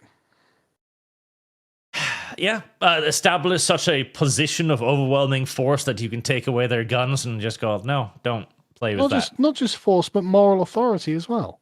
Like, listen, you're just being a fool. You're just messing around. You're being a child. Fancy role-playing Harry Potter book or something Are like you that. ready That's to all you run are. this You are yellow not a mare's sensible adult. fluttery, You're not buttery engaging bud? in any activity sensibly. And so we're not going to take what you say seriously. But that has to come with a spanking as well. And I'm all for them getting spanked. I am genuinely at the point where 10 plus years of being on the internet is bringing me closer and closer to the pro-media censorship position every day that fucking passes. Not even for censorship, but community notes is a great thing in my opinion. It's a fantastic thing. It's stuff like this, or the AI video we showed previously, because this is happening on the left and the right now, but this level of blatant provocation, I hate it. I fucking hate it. It's not done by a responsible adult. As you say, it is a child. Yeah. No good comes of it. None whatsoever. I think there probably will come a time where this kind of thing just isn't tolerated. I'm not for censorship, but this is just about damaging the discourse. Heresy is the question. Fire is the Like answer. anybody using AI to make something look like it wasn't in a situation like this, just lock their account for a week. Yeah, up. It doesn't have to be a permanent suspension. Just lock their lock them account for a week. Have a splash screen when you try to look for them. Like, this person posted blatant fucking provocative shit. He's chilling out now. He'll be back in 7 days. Yeah, exactly. Yeah, he got too excited during the heat of the debate and made up an AI bullshit thing using Sora or whatever. And so we've timed him out of this news cycle. Yes. Like, he doesn't get to participate in this one now. Got a bit too silly. Calming down now. Trick or treat. Can I Let me smell your feet? get to Super Chats. Zeluxon, she got iced. I mean, it's a little funny. A bit too soon, I would say. YouTube, have you been doing your weird scrolly thing? And you have. There we go. Talak becomes a British God worshipper. Thank you. Check it all. There's only so far someone can be pushed before they become the villain they were called to begin with. Yes. Yeah. But again, you don't want to give the left any excess and unnecessary power over you. You should be contemptuous of these people. Yep. Service guarantee. Again, it's like I've said, we're in the iterative prisoner's dilemma. We just need to make sure that the other side gets punished too, until eventually they are holding their hands against the hot plate and go, ow, Service guarantee citizenship. why am I doing this? Yep. Because again, it's the only thing I've ever managed to see the left wanting to de-escalate on is after Charlie Kirk, when they were being cancelled. Then suddenly, Hassan, Destiny, censorship, bad. I always knew you had it in you. When the shrimp internet experts seem to forget that life does not happen in slow motion. I have had a gun drawn on me, and I have had draw a gun on someone. It takes an immense amount of mental energy to be calm and analyzed. Oh yeah, absolutely. And that's also, by the way, why the agent should not be held responsible for this. Literally, he has a car in front of him. He hears the car accelerate. He believes he's in danger. Well, it fucking hit him. Yes. Like, she struck him with the car, Yes. So what is he supposed to think? Yeah, absolutely. Like, he has a literal second to consider the situation as he feels the car hit his fucking groin. Like, no, we can commiserate the situation. It was a terrible one. Shouldn't have happened. The position, the situation itself should not have happened. It was a tragedy. He did nothing wrong. Both of these can be true. Yeah, not necessarily he did nothing wrong, but not his fault. Yes. Party missive, clown decade, as Louis Leval predicted. Praise be. God, I wish it was just clowns. I wish Louis would come back and start making content again. Cuban 99922 2026, the year that nothing ever happened, bros, died. Yeah, that's a good point, isn't it? Yeah, nothing ever happened, bros. We've been pretty fucking quiet for a long time. What's going on? I was always in the nothing ever happens camp, but look what's fucking going on. Yeah, look what's happening. Yeah. Looks like we lost that argument, lads. Madney deliberately obstructs justice. Order to exit car by law enforcement. Attempt vehicular assault. Gets murked. Ever leftist surprise Pikachu face. Yeah, and again, in this situation, the only reasonable thing to do is, officer, I am complying under duress. I object. And then you do whatever the fuck the officer tells you to do. Sue them later. Yeah. The Malay Ray, Tim Waltz, I'm a pot NGOs on notice, bros. Trump federalized the NG. I'm President Waltz. No fair. Antifa, save the poor helpless new Americans. Well, more American than me. That is something that Tim Waltz would say. It's just insufferable. Fucking insufferable that they can just openly side with rampant corruption and still have careers. I know. I just don't see how I could do that and maintain a career. I would just personally expect to lose everything. Aside from the fact, obviously, I think it was wrong, I would just personally expect to get my comeuppance. There's a fascinating thing about this. It's the algorithm allows it. I've been trying to have this thought crystallize in my mind for a little while now, but my theory is this. Back in the day, when YouTube was smaller, when the internet was smaller, when communities were smaller, we believed that if we did something terribly wrong, we lied, we mistreated people, and it became public, then people would leave us because we viewed our community as a finite resource, basically. We viewed our good name as a finite resource. Also, viewed our community as like a moral agent as well. Yes. But all of that was wrong. Soundbreaker has proved us wrong. Our community is not a finite resource. Oh, it is for us because we don't get pushed by the algorithm. But for Hassan Piker, his community is an eternally changing series of people pushed to him by the algorithm. So if he morally wrongs one person, 10 minutes later, when that person has left, another person has taken his place. It is interesting how abusive he is to his own fucking audience. It's the same with Nick Fuentes and Destiny. Yeah. Like, I watched the Destiny stream the other day because I was like, what are people watching this for? And honestly, I came away not knowing. I have no idea why people watch Destiny. Like, he watched some leftist retards have a debate. He sort of clutched his head, screamed at them that they were retards, and then just played some game. And it was like, okay, what the fuck was this? Like, I didn't come away from this better informed about any subject. Yeah, and Are you ready to it's wreck because, this again, yellow mare's the audience fluttering, also fluttering isn't a butt? moral entity. The audience is the amorphous blob of what the algorithm brings you on that day. For these people, they are Are you beyond ready to cancellation wreck this yellow mare's because any buttery moral butt? stigma they gain, so long as they don't keep bringing it up, the algorithm will bring them new people in a day or two's time. They're uncancelable via simply the scale of the internet now. I mean, Hassan probably is. I'm not sure about Destiny, but maybe. I mean, again, I bring up the Arch example every time. Vosh got caught showing lolly horse porn on stream. Yeah. And he just skated. It's fucking insufferable, isn't it? And again, it's because you're not talking to an audience anymore. It's the amorphous blob. You know, I don't know. In the case of Vorsh, I think he does have a committed audience. It's just a committed audience of horse porn fetishists. What? Do you think I'm wrong? I mean, I don't have any evidence to the contrary. No, I genuinely think his own audience is fine with that.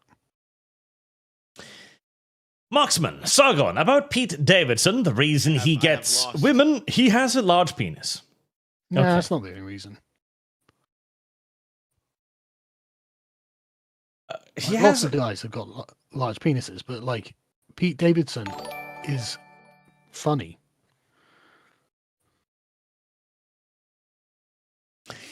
Humble Kriegsman, greetings, you two. Arch, you should get Mal on Stamford Bridge. No. Although, that would be funny. Can I smell your feet? Mal is a huge fan of yours from the olden days. Okay, well, sure he's a nice chap. I'm sure he is a very nice chap. Is it a girl? No. Okay. For the purposes of annoying her later, no.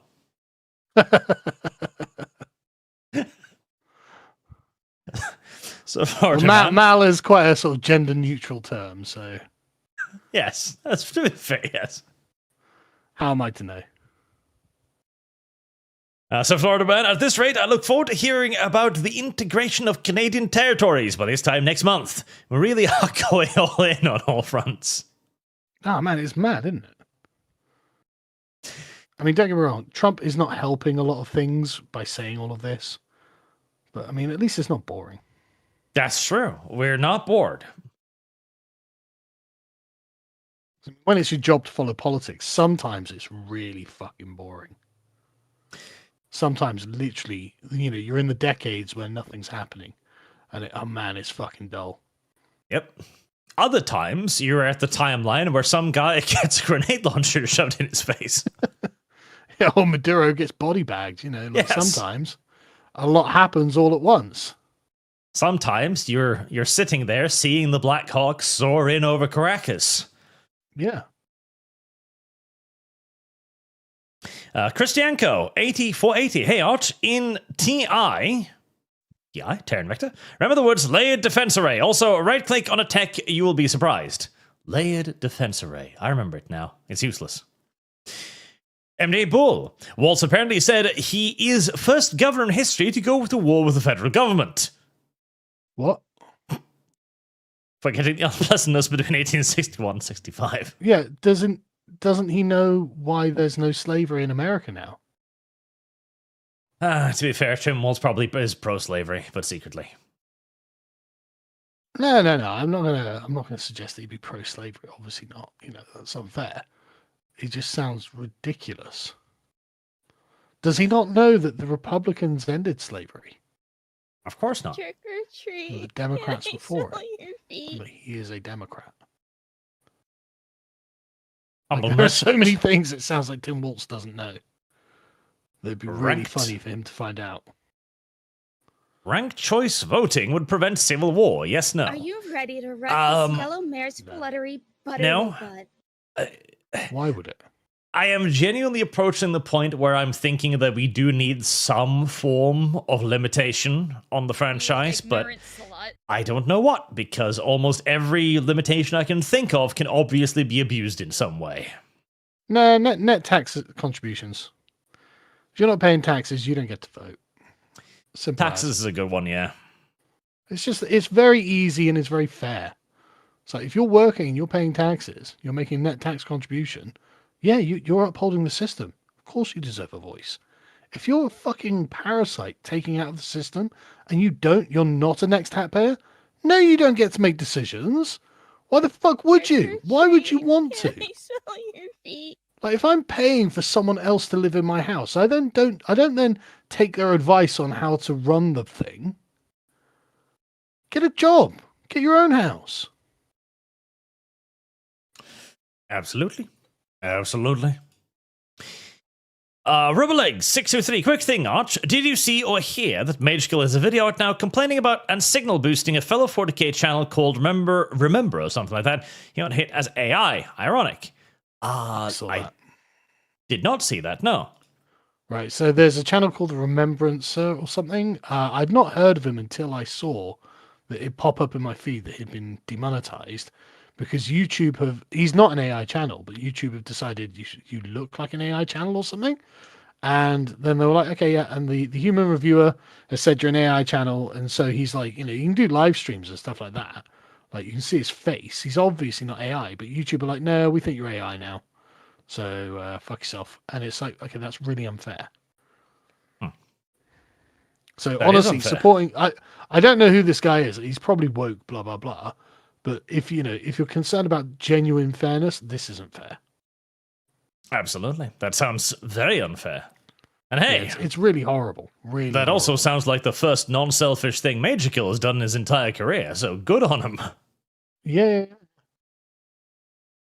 Yeah, the AI, okay, the whole confirmed by human reviewer, by the way, is bullshit, Bollocks. and everyone knows it. Yeah, no, you didn't. There's literally been people uploading the response videos because you get an option to send them a video explaining your situation that has been marked confirmed by human reviewer, and the video has 0 views. Like their own fucking system reveals them to be liars. We know that it goes to AI. Yes. Sake. Humble Merchant, Coke, Pepsi, RC, or other. This is important. I don't know what RC is. Coke, obviously, but what's RC? RC Cola is a carbonated cola beverage owned in the United States by Keurig Dr. Pepper and internationally by RC Global. Apparently. Never even heard of it. No, it's an American-only thing, so we have no idea about that. But Yeah. Coke, obviously. Cola, obviously, yeah. Yeah. Coke Zero is really good. Humble Merchant, Necron or Eldar wife? Eldar? Eldar, yeah. She'll treat me like a rampant racist at all times, but... Who cares? I can actually have sex with her. Like, Better than the robot. I'm not having sex with a Necron. Alexander Cross, left, pushing towards war, right. Cowabunga it is. Yeah, that's kind of the position we've arrived at. Russian garbage human does not know the parable of the 15-second African. Time does not exist for them like it does for us. The phrase "do not run" has no meaning to them. We did look at this in One Stamford Bridge, yes. Yeah, just checking. African It's time. really funny. Boog, when the man, USA talks, the woman, EU, must shut up. Except she doesn't, because she's the woman. Yeah. Trick or treat. Can I Zedekiah, notice how Democrat leaders called for de-escalation after Chocolate Kirk, but continue to escalate. They have no right to cry foul on the right's anger. Yeah, but it's not about measuring yourself by their standards. Nobody... We know they have no standards. Stop treating them like moral agents. Nobody is de-escalating, and it's... I don't know. I don't know how we get to de-escalation at this point. I genuinely don't know. No, but like the right has to just start acting with its own compass. Like, ignore the left. They're bad people. Just get on with your lives. Do the things that you think are right. Like, this is one of the great things about RFK put out the new food pyramid today, and he basically put beef at the top and then tweets out, "Eat more beef. Beef is good for you." And like, who cares what the left think? Like, the left would be completely against all of this, which is why the food pyramid was inverted. But like, it's just that no, do that. Do the thing that you think is right, and it will stand on its own merits.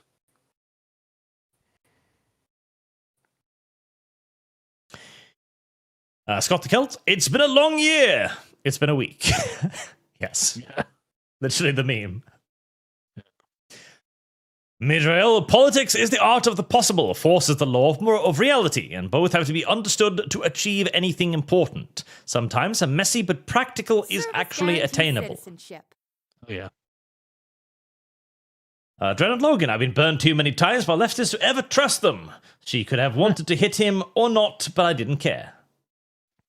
Are you ready to rut this yellow? But again, it's not really about her. It's not about what leftists think. Uncle Will, army officers have done the same thing. You can report that your company, regiment, etc. are at full strength when they really weren't, and they pocket the change. Somalis just changed the rifles for toddlers. That is a very common phenomenon, yes, especially in Eastern Europe. One of the reasons why the Ukrainian invasion ended as poorly as they did was because the various military organizations didn't have the strength they claimed to have. And it was revealed massive scale fraud. The Russian government, for example, had created a satellite phone because they needed to be able to communicate without using civilian phone networks. Yeah. Duh. 75% estimated of the money put into that phone went directly into people's pockets. And they invaded Ukraine, and they still didn't have the phone. What a shock. It didn't work. Oh my god. It's just like with the fucking money we're funneling to Ukraine, where literally a full half of it went missing and was unaccounted for. And it's like, what did you think was going to happen? Yeah. You know, are you not familiar with Ukraine, the most corrupt country in Europe? Yes. Suddenly, sales of supercars skyrocket alongside aid to Ukraine. Come on, guys. I'm not even angry. I'm just disappointed at this point. Just disappointed. Yeah. Tricky Door, if 2025 was a decade-long year and 2026 started like this, will it be a century year? I mean... Could well be. If it keeps going at this fucking rate, yeah. To be honest with you, 2016 was. Why shouldn't 2026? Yeah. Yeah.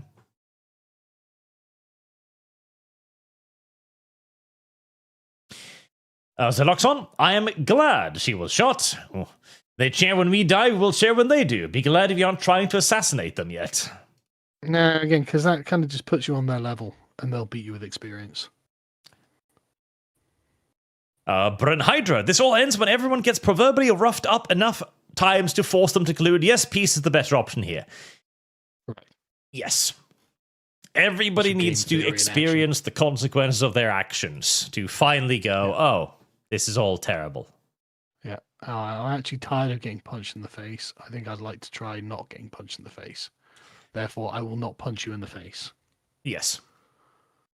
And for the longest time, we have been unilaterally punched in the face. We've started punching back. Now we are going to spend the next 10 years until the opposition goes, wow, this actually does suck.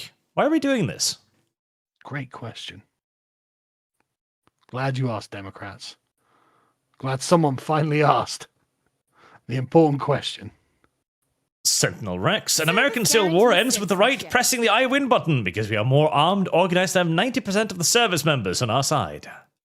Yeah, I don't know. I like Arch said, I don't think it'll be a civil war. Yeah. The Democrats just don't have that kind of organizational capacity.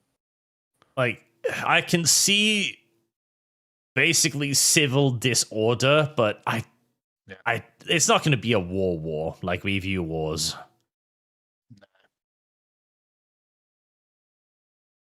Sneed feeds in the seed. Low-level terrorism supporting mainstream policy is probably our future, as it's basically our present. However, I can see it can't see it lasting long because even when they do it, they get smacked down quickly.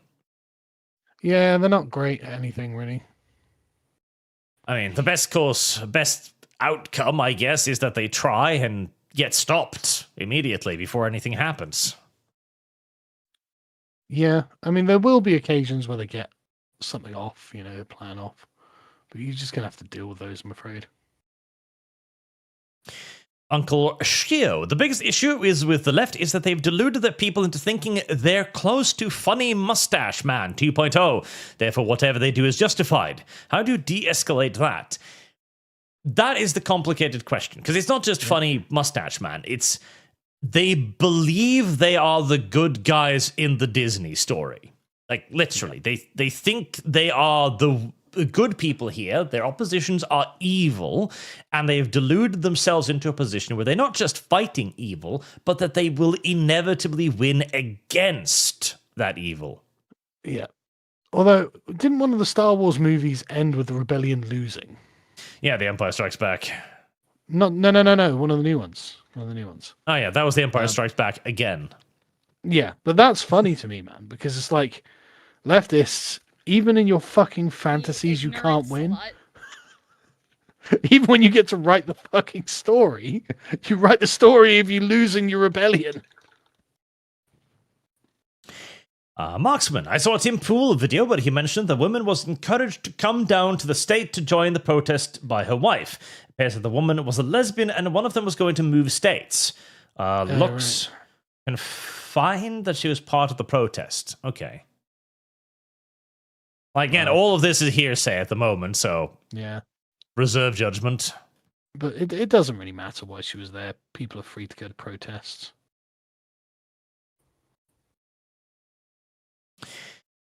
Fredden, so, Carl, are you excited for Delta to give Kier a midnight visit? Well, I mean, all I'm saying is I sleep like a fucking baby, knowing that I could wake up in the morning and find Keir Starmer got black bagged for being a socialist dictator. He does have a lower approval rating than Maduro. Yeah, he does. I'm just saying, if we're going by that metric. You know what's really interesting, right? The one thing Keir Starmer has actually done well in office is manage Trump. Yeah, largely by de-escalating and surrendering. No, not just that. Just lying straight to his fucking face. That's like true. Keir Starmer was like, yeah, we love free speech. Yeah, we love America. We love everything America does. We love Donald Trump, don't we, lads? You know, it's just like, Keir, everyone knows this is a fucking lie. Like, what are you doing? And it's like, well, I mean, he's getting in good with the current hegemon. And so the one thing he's actually done well is secure his diplomatic position with America. True. Which is kind of wild, because everyone in the Republicans knows he's a communist. Enigma, it's a minivan of peace. Ah, the minivan. What, like a Libyan minivan of peace from Command & Conquer? Presumably, yes. As Lexon, Menefrego is becoming a more tempting saying day by day. Trevor N, she published poetry online. Total nut job. I mean... Sure. But again, it doesn't really mean anything, you know. We've all done cringe shit on the internet. I am doing cringe shit on the internet every day. Yeah, who doesn't do cringe shit on the internet? Shamas in the West, the people and news outlets crying over Rini Good didn't care when the Ukraine refugee was killed in an actual random attack. Yeah, I do remember a lot of people saying that, oh yes, this woman who had her throat torn out on the bus. Yeah. Is it really that bad? Guarantees citizenship. Yeah, I know. And the thing is, again, you can never expect a fair standard from these people, so stop trying. Ron Compton, she Fafo, I really don't care anymore. Any sympathy that I had in me for the left has been beaten out of me. Are you ready to rut this yellow mare's Well, I've butter- heard that she wasn't actually that political. So I don't know how she got caught up in all this and whatnot. Yeah, because I've heard the opposite. That's the thing. Oh, really? They're both stories now. I've heard that she was brought there by her wife, that she was a professional activist, and then other people are like, she'd never done anything political, so... We'll learn the truth over the course of the next 2 weeks, unless something even more insane happens tomorrow, in which case, well... Which it quite well could. NWD Ball, she wasn't trying to hurt anybody, she was just trying to flee in her car while law enforcement were trying to arrest her for obstruction. 100% Darwin Award. Yeah, I agree. Yeah, this thing, I'm way more inclined to call this a tragedy. Yes. You know, a kid is left without his mum now. And, like, you know, she wasn't trying to be harmful. She was just I have retarded lost. and like, okay, this is all gross. Like again, I actually really agree with JD Vance. I view her as like a victim of leftism. Mhm. It's very sad.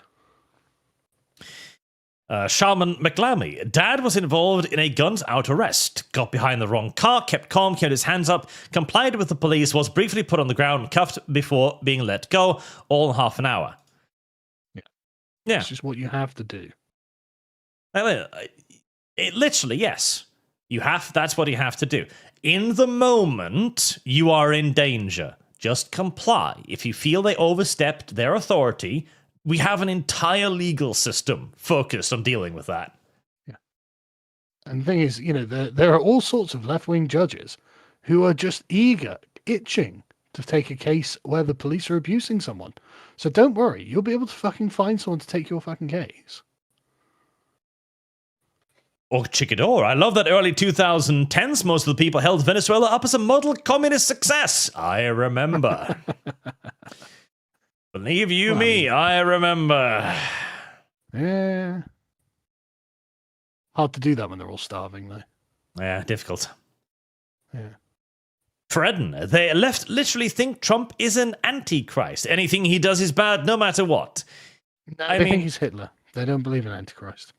The meme was Trump could cure cancer and the left would come out in favor of cancer. And with Maduro, that's kind of exactly what happened. Yeah, it's even exaggerating. They'd find some legal pretext, like the American president doesn't have the legal jurisdiction to play around with medical things. Well, no, look how many fucking doctors and nurses he's put out of a job by curing cancer. Marksman, so much for covering the great yoinking of Venezuela and the further yoinking of oil boats. The American love boats. Crazy year. So much for bribing you guys to react to Feral Historian. Hopefully next week is sort of calm. Well, yeah, sorry. Yeah. A lot's been going on. I too like the response videos. They're less dramatic than this. Yeah. Way less. Guile Guy 52. I am done with the scam of neutrality. I'm now fully for my morality and against everyone else's. Oh yeah. Yeah. I mean, we've been saying this for a long time. We're not for neutrality.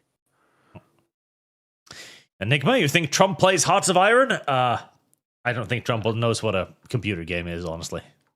I think Barron does. Oh, Barron does. Barron plays Hearts of Iron. Yeah. He's probably the guy who leaned into Trump's ear and gone like, you could just grab him. You could just take Greenland, What are they going to do? Thing is, the Trump being like, I want Greenland feels very Total War to me. Because, like, when I'm, like, a great empire and, I've got, like, 20 provinces and my allies left around me have got, like, one or two, I'm just like, why are you even there? Why have I left you there? And then, so, like, 300 turns into the game, I'll just declare war on my ally, break the alliance, declare war on my ally, and just take it, and it's like, right there, that's done. It's like, yeah, I know my reputation takes a hit, but I'm a giant empire. I don't care. You know what? There's also another Total War thing that I always thought was really retarded, right? And that is that smaller nations around you, you get a reputation hit with them because you're a large empire. They hate you because you're powerful. Yeah. And I always thought to myself, that's idiotic. Surely a smaller power sitting right next to a greater one would be like, can I help you, sir? Sir, may I do something? But looking at the reality, no, that Total War had it right. All of the smaller countries, like America, I hate you, I hate you, I hate you. Yeah, they're stupid. And petty.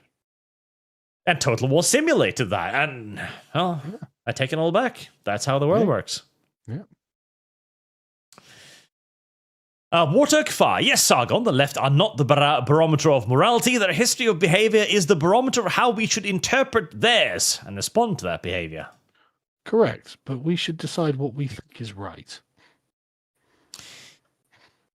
72, 90, 60. Minnesota Guardsman here. There's only been a partial mobilization. It seems to just be in case this becomes Floyd 3 so far. Okay. That is good to know. Are you prepared to die for Tim Waltz? Horace Lupical, it's insane how much of a disingenuous leftist Chris Reagan has become. Oh, there's a name I haven't heard in a very long time. What's he been saying? The guy even made a smug joke mocking Charlie Kirk, but is mad about this, literally using the tire argument Sims for Wash 2. God. Well, I'm sorry to hear that. He used to be great. Carson Casimir, waiter, 1 Greenland, please. And Attackman, Chris late. Reagan used to be really good. It's a real shame. I remember him from like 10 years ago. Yeah, Barely. he was really good. Really funny.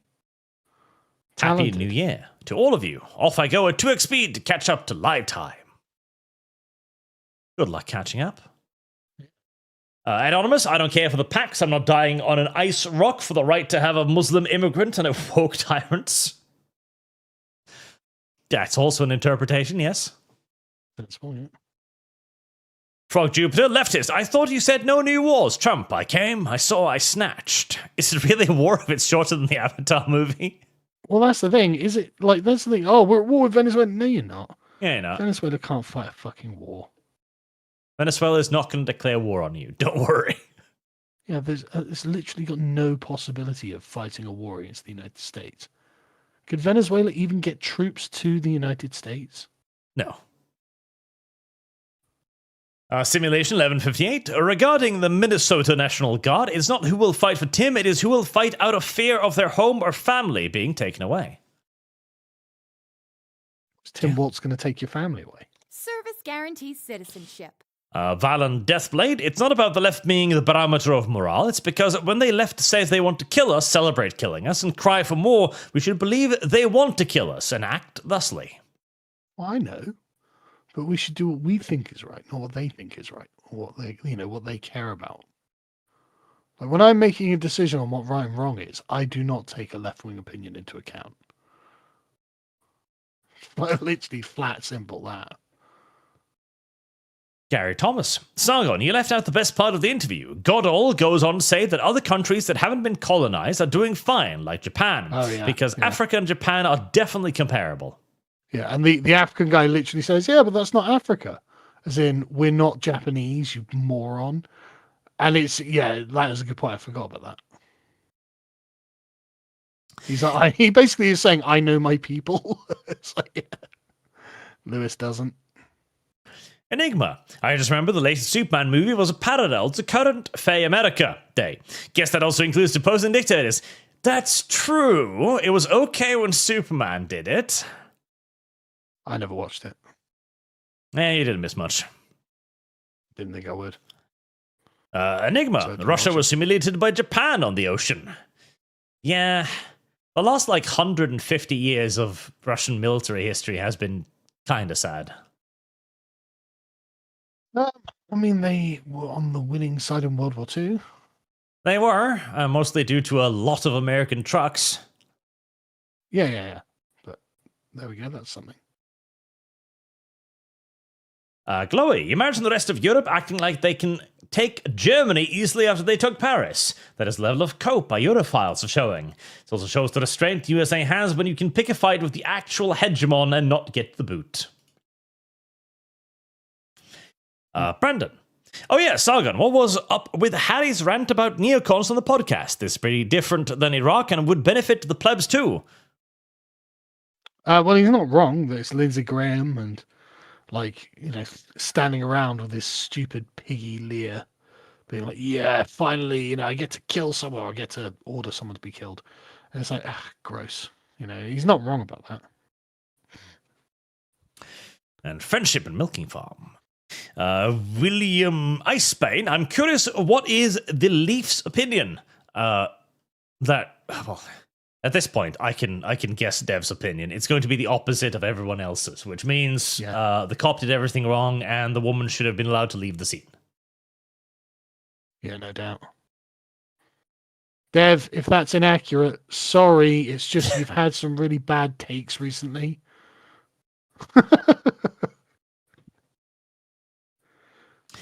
Carson Casimir, being unpredictable is why Paddy Mayne won in World War II. You don't want your enemy to be able to predict your actions. Pudding Simon, the lion rapes the small dog when it barks. I mean, yeah. Yeah. Ripple Productions LLC. Russia tried to Operation Desert Storm Ukraine, but all they could manage was his dusty fart. Also, money on Metal Gear Solid Master Collection. Yep. Again, like the Russian plan for invading Ukraine was a great plan. They just didn't have the capabilities to pull it off. Unfortunately, they were using the Russian army. Yes. I mean, literally, I'm not even joking when I say that, you know. So, Jard, have you seen Denmark threatening to shoot at the American military and ask questions later? We did see that, yes. It's very stupid. Don't come here, Americans, or we're going to use our bolt-action rifles that you gave us to shoot at you. I mean, it's so silly. Walking Corpse. Strength prevents wars. What was it? Weakness is sin? This will last 50 to Milking Farm.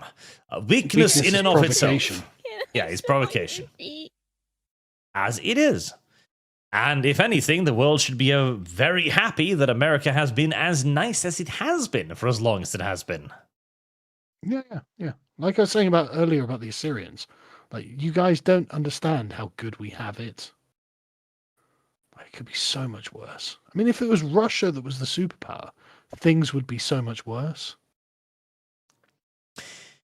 Shaman McLamy. I love how Trump ripped the mask off the American empire, although I think the talk of oil is to get buy-in from America First crowd.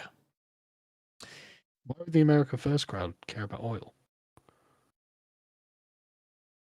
I mean, America is a net exporter of oil, right? Venezuela produces less than a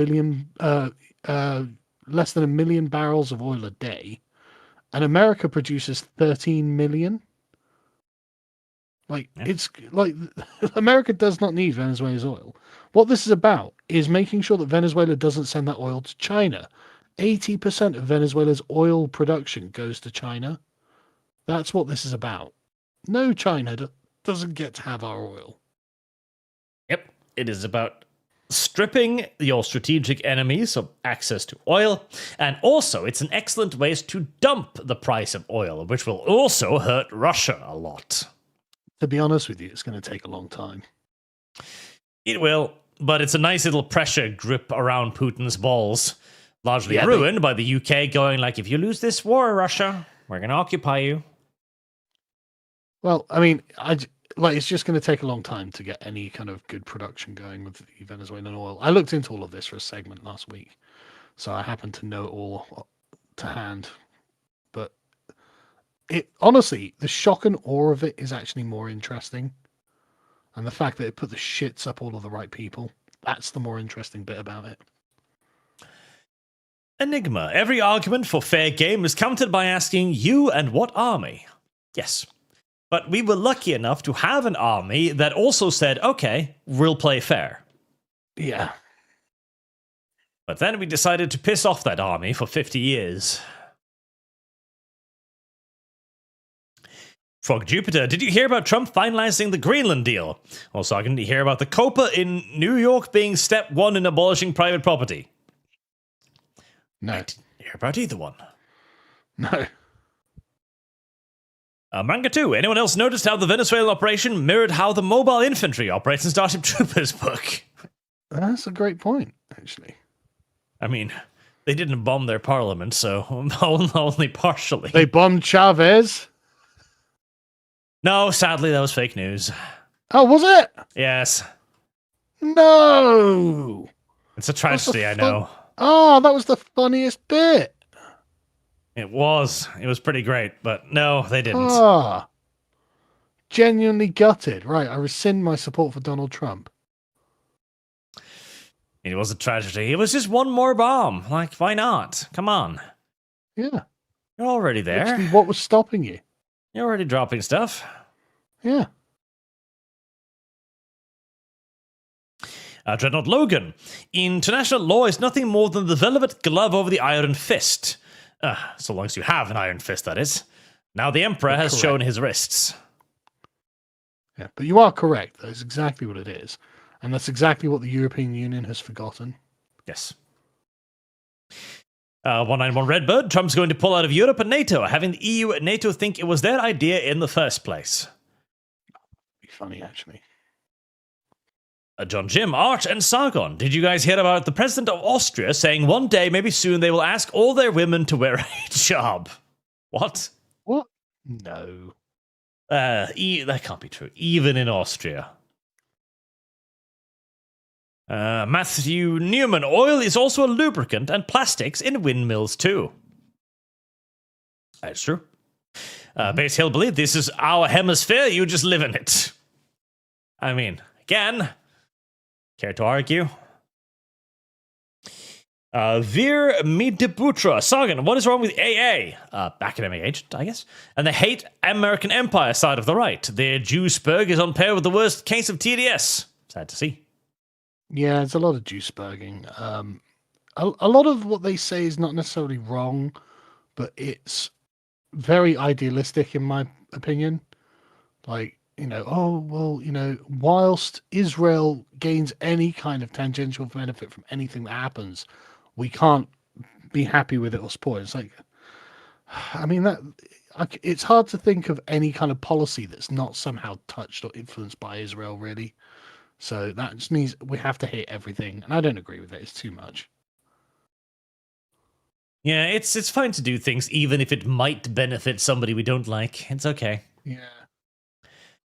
For a Kazan, not a fan of the EU, Europe has given Trump plenty of reason to not take us seriously, lecturing the US on free speech. I know we can't oppose the US, but still, I don't appreciate getting bullied. That's true, yeah. And that's fair as well. It's insufferable. Like the EU, and especially Keir Starmer, and just being like, oh yeah, well, free speech, blah, blah, blah. Fuck off. We do not believe in that. And that's the thing too. Like, I absolutely sympathize with the EU going like, oh, I don't want to get bullied. I get it. But the US has also been bullied now for a very long time. So it's kind of just like, by not paying the NATO money, basically, and forcing them to do everything. Yeah. So they've been forced to play an unfair game for a very long time. We don't like playing an unfair game. And the hope is that both sides will eventually go, oh, maybe we should just, be nice to each other. Yeah. That would be nice. But honestly, I've got very little sympathy for the Euros. Like, I've got a lot more sympathy for our American friends than I do the Europeans, to be honest. The Europeans are arrogant and undeserving in many ways. It's very frustrating. Marksman, did you see the ice agent and the rose? I tagged you on X. Protesters threw a rose and an agent picked it up and walked it out to a female agent and gave it to her like a gentleman. Great humor. Oh. That's nice. Let's see, can I? Oh, there it is. Yep. There it is. Let's see.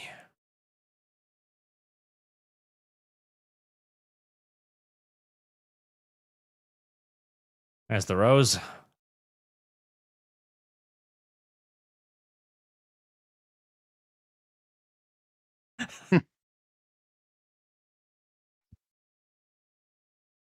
Oh, there you go. He has a rose now. How very kind of the protesters. Hmm. The Sir Ian 75. This Greenland thing sounds like the Danes, just like when the Prussians and the Austrians fought them. Yeah, Denmark's military history has suffered since the Vikings. It's true. I love it. Since the Vikings, in the last 1,000+ years. Yeah. Listen, they tried, but they're just Danes. They're too small these days as a country. Sorry, Denmark. Kingwin 47. German culture is stupidly prideful in everything they do. They still take pride in that, even if it's stupid. Oh, holy shit! It's so true. Well, I was trying to explain to the sort of Brit right, who are like, oh, but the Germans, blah blah blah, and I always tweet about this. I'm like, look, man, I lived in Germany for 8 years, right? And you guys just don't understand. They're just not like us. They genuinely have. There's a kind of weird arrogance and moral self-assuredness in the German, which is really weird because they'll commit to something that's obviously wrong, start doing it, find it's obviously wrong, but be too prideful to admit that it's obviously wrong. And so they will force themselves to carry on doing the wrong thing, even though everyone knows it's not the right thing to do. Well, once you've committed to the bit. Yeah, but this is really common in Germany. This is the way that Germans think of things, and it's just so weird. And the arrogance, man, it is insufferable. It's genuinely insufferable. Chickador, the Danes want the war with USA to take care of the immigration problem. How would that? Heresy's I don't know how this follows. Fire is the answer. Sorry, say again. The Danes want the war with the US to take care of the immigrants problem. I don't know if Denmark does have an immigrant problem, though. That's the thing. Yeah, they've been quite hesitant to accept immigrants, actually. They've done well. They have been by far the most right-wing government in Europe, apart from Poland, over the immigrant issue. They're still getting too many, but at least they're trying. Well, remember that they just started taking stuff off of the immigrants to pay for their immigration. They literally just started stealing stuff from the immigrants. Are you ready to rut this Too yellow awesome some you for you. Europe have become weak and effective fenwars, whilst the US became the man of the household. Yeah, no, we did allow our military to lapse far, far too much. Are you ready to rut this yellow mare's fluttery buttery butt? Gangin 47, Dane here. Our leaders are idiots. People know we are a vassal state, same as Norway. Yeah. I mean, I want the American base to stay. As Norway. Just go add that on the end. The thing, we want the Americans to leave Europe. No, I want the American base to stay in Norway. I understand we can't beat Russia by ourselves, even as weak as they are. I don't want to fight Russia. Yeah. If America wishes to take up my country's protection as their cause, all right. I'm not going to protest. Fire everything. The US literally has a base already there. It's called Thule. This whole conversation is retarded. Enigma. If someone does grab the president, we'll deploy the bad dudes. Are you bad enough, dude, to save the president? Always. All right, I hate to do this, but I'm going to have to go, man. All right. That's fine. So, we are a bit over our 2 hours, as usual. Yeah. Many super chats. Yeah. But, right. Nice chat, and I'll see you later. That we will. Martinez, for fun, Google Bricule Mercier to see a picture of some EU navy. Just school boat, but it's still funny. We do have a navy, just nowhere near as much. Matthew Hammond, remember the German troops in 2014 using broomsticks and a NATO exercise because they could not afford guns. To be fair, the German army were... there's a beautiful training picture.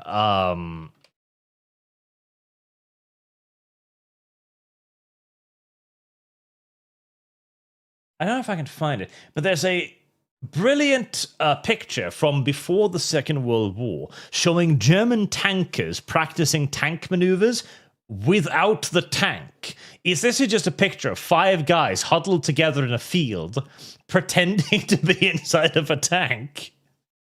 It's really fucking cute. But, listen, it worked out pretty well in the end, so don't mock the broomsticks. Jim, hey 32Y. The ice instance, if you move to not get struck, it's assault. Ideally, he would have jumped away and arrested her later, but justified by the time he shot, he had no way of knowing her intentions. Yes, in an ideal universe, preferably, he would have ninja jumped out of the way and nobody would have gotten harmed, and the woman would have been stopped 5 feet further down the road and arrested. But, problem is, the world is not always perfect. Natmantis, the US demonstrated the Domino's Doctrine, 30 minutes or your dictator is free. Boo, there's nothing scarier than a hungover Marine. Kaiser Jäger, look up the Battle of Coconut Fields to see an example of what a battle between the US and Russian forces looked like. Wagner attacked Delta forces in Syria. Kanoko Field. I have not looked into that. I shall look into it later. Iron Wolf. Our military usually in war game operates as if it's the worst case scenario, like you don't have radar or an engine is down. Yes, they give themselves ass loads of negative modifiers, basically so they can ask for more money. Ronald Logan, US Army is Gilliman. You can win a battle. Report Products, LLC. Oh, and in this war game, European country X beat the Americans, ignoring how the American side put absurd handicap like all our codes are compromised, all our spies are double agents, our radar don't work, etc. Yes. Insane hippie saying, America loses war games because they always hobble themselves intentionally to simulate things going wrong in some way. Murdoch Hancock, hey Carl, can you tell Harry about that time when Britain did a Pearl Harbor on the Danish fleet? No, but I can tell you about it. It was in, I think, the 1800s when the British fleet just kind of sailed up to the Danish fleet in harbor and just burnt it for shits and giggles because Denmark was getting out of line. And it was a far more effective Pearl Harbor because, the Danes never retaliated. Humble Krigsmans, I think you forgot my super chat. Good night, chat, and Donor 43. I hope not. And Medacman, didn't Germany lie in World War II about their aircraft capabilities? America took it seriously and made theirs even better. They already had the superiority. I don't think so. Because at the beginning of World War II, the Americans had fucking Curtis's, P-40s, etc., which were garbage, and were absolutely destroyed by even the Japanese Zeros, which was a fine fighter until the Americans realized that they could just, leave. For Kazan, Germany had recently polled our population on whether they'd be willing to even defend our country if we were attacked. Whooping 81% answered no. Yeah, there you go. Nobody wants to fight for the GDP. Danker Supreme, not only do we take the enemy at face value, we also restrict ourselves so much, i.e. the F-22 stealth fighter in one of our war games was carrying fuel tanks. Imagine a stealth capabilities of under-the-wing fuel tanks. Yes. Daryl Lamer Gamer. Germany hasn't done it yet. Most of the youth don't even want to do it. They even sent letters to German veterans of any rank offering commissions because there's no veteran corps with experience. So, Jard, will the carts forcibly conscript the brownies? No. Obviously, they're not going to ask the new Germans to fight for Germany. Duh. They're not there to fight. They're there for the benefits. Marksman, Art, did you see the Ice Agent and the Rose? Oh, hold on. Chloe, off topic. What's your view on AI? Satan, think right now it's like the first cars, they were shit, but in 5 years something good will come out. Hardware for AI is amazing, though. Vera Rubin stuff has as much bandwidth as the rest of the internet, and processing power is insane. I think the AI is already there where we're at Lamborghinis and Porsches, honestly. AI has gotten very good, and that's what worries me about it. And Document, you can always give the funny white powder in their MREs to motivate them. Carson Karasamir, when I was in the US Marine Corps, I got to talk to a Navy SEAL. I remember coming away thinking, thank fuck they're on our side. Yes. Dave Bull, Ursula von der Leyen is a James Bond Spectre sub-boss name. Okay, maybe Dr. Evil is top-tier henchman. Is the Scottish's mom? Scottish's mom? So Lich, you politicians, no, you must not read Art of the Deal. That's a Nazi book. Burn it. Gets black-bagged in the dead of night. So Jar, they unironically believe in the and everyone clapped. Yes, they do. No doubt, I believe, I think one of the footages of the incident was the woman's wife standing by the side as her wife got shot, shouting, shame, shame! Jesus. And Drew Knapp, in Morgan Freeman's voice, it was at this moment he realized he'd fucked up. James Coombe. Coon. I mean, America almost wasn't. If it wasn't for Washington, Hail Mary at the crossings of the Delaware, we wouldn't be a nation. Rebellion rely on planning, manpower, paps of unity, and a whole lot of luck. That's true. America did a revolution too. I forgot. Brandon, you forgot the incredibly success of the American Revolution. Friendship and milking farm. That is true. That did do fairly well, to be fair. Oh god, Friendship with Friendship is actually getting close to being funded now. I still haven't thought about how I'm going to do that. Harry, the human substitute rancor, the risk of sounding like a cringe internet tough guy, that is the fear of never being hit in the face. Never trying martial arts, that's being tough online, doesn't translate to real life. Yes. Trevor, look up the Battle of Athens, Tennessee. No. I've been asked to do that so many times that now I'm just going to not do it out of principle. How did the human substitute Rancor? You cannot just talk the talk in real life and smack talk people. Some people who are done with your bullshit do not try to take someone's weapon, especially if you know training. It isn't a movie. Especially if the weapon is attached to the agent as well, by the way. They carry them on straps for a reason. That's the next anyone. All this fraud and insurrectional riots in the streets will lead to a nationwide martial law. Mark my words, Art. It is inevitable. It's imminent. I don't see the point of a nationwide martial law. Just lock down Minnesota. How did the human substitute Rancor? He needs to shorten his name because it's too long. Disarming is hard. The internet has really feminized culture and turned everything into mean girls where no one gets hit in the face for anything they say. Ethan Rogers, no, you need to de-escalate infinitely and keep letting the left brutalize you. So says Wick, Midwich Supreme. Yeah, no, I agree. You do need to, at this point, escalation is just the answer. You escalate, I escalate, and then we'll see what happens. Where's the next anyone? Do you know what time would be a perfect time for martial law? February, so we have to celebrate Black History Month. Amy. Still, Manning, the right needs to adopt the stance of the United Federation to crack down on distance and leave the important complainers to complain. Impotent complainers. So, John, have you seen the Jimmy Kimmel Donald J. Trump is going to kill you shirt? Which Trump was as cool as the left seems to think he was. I mean, yes. And I haven't seen it, no. GD France 2, praise be lads. Thanks for the quality coverage of this whole situation. Keep up the great work. Thank you very much, sir. Anime document, nothing ever happens. Wait. What's happening? Everything at once. Heat-seeking chat. In 2026, whenever a liberal accuses you of something, no matter how crazy, I want you to respond confidently, yes, and we'll do it again if you don't behave. Colin Lassiter. Can't sue federal agents no matter what they do. Can't you? I'm sure you can somehow, I assert confidently. Murdoch Hancock, the US was able to inflict 110% of 1.1 million casualties rate on the NVA during the Vietnamese War and only lost 50,000 men out of the 2 million deployed. But the Vietnamese had a higher tolerance for casualties. Anime document, DSP continues to exist as well. And doing well. Don't complain about the DSP. Do not shit upon the DSP. He will outlive us all. I will take pride in being the DSP of Warhammer. Never dying, always living, right there.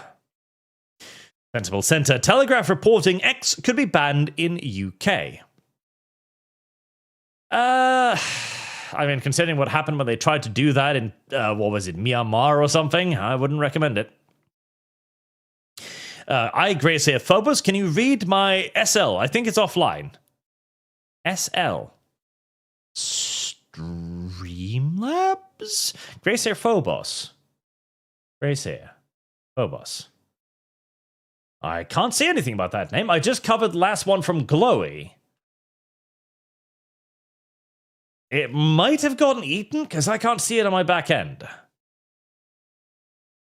Ethan Rogers, to be fair, it's not like Europe has done anything to deserve us not using the stick. Well, we've taken you for granted a bit, but we don't have to use the stick. Base Hillbilly, successful rebellion, Battle of Athens, Tennessee. I refuse. Time to go. Hello, Art and Sargon. Art, many of your countrymen wanted to fight the US to defend Greenland. How many Huskies will Norway give Denmark, you reckon? Nothing. We don't even have the capabilities to move troops to Greenland.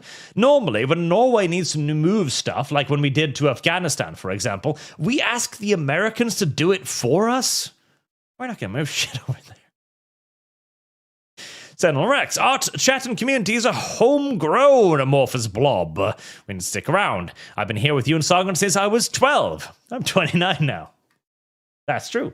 Now, for us, we do need to treat our audience well, because we cannot rely on the algorithm to replace them. And I'm fine with that. Brendan, you missed my 100 super. Did I? Did it get eaten? I thought I picked that out specifically. Let me check. That's weird. It's not showing up on the Control F search.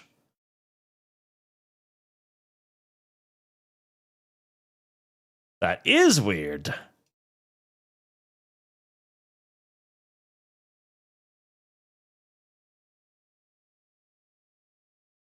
Yes.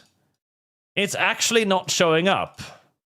I'm control effing Brandon right now, and it's not appearing.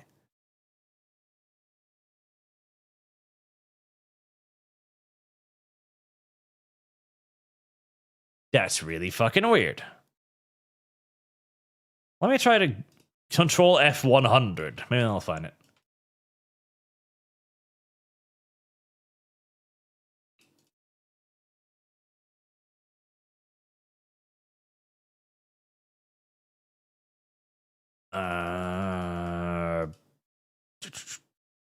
Nope.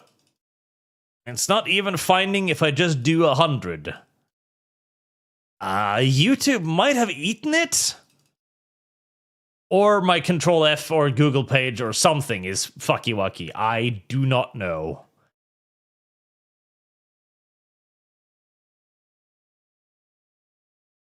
DM it to me, though. Do you have my Discord? Maybe. Possibly. Just write in chat, too, and at me, and maybe I'll see it. Hopefully. Sluxon, we do not get to de-escalate until after the purges. Period. Give Underalls a rat brick as an apology. I need to start selling rat bricks. I need to start just selling rat bricks. You can order a rat brick. What's keep selling them at? $30? $10. Seems awfully cheap. Maybe I'll sell rat bricks for $50. I like that. Sluxon, we do not get to de-escalate until after purges. Period. I read that one. I remember that one now. Greg Matt 809. The world's on fire and the extinguishers are being blocked by the people who started the fire, incidentally. Akun, de-escalate what? 80 years of liberal brainwashing? Yeah. Magnet Man, how in your opinion does TDS spread like a disease? By which I mean can cause a previous neutral, even based man to go full Trump equals Hitler.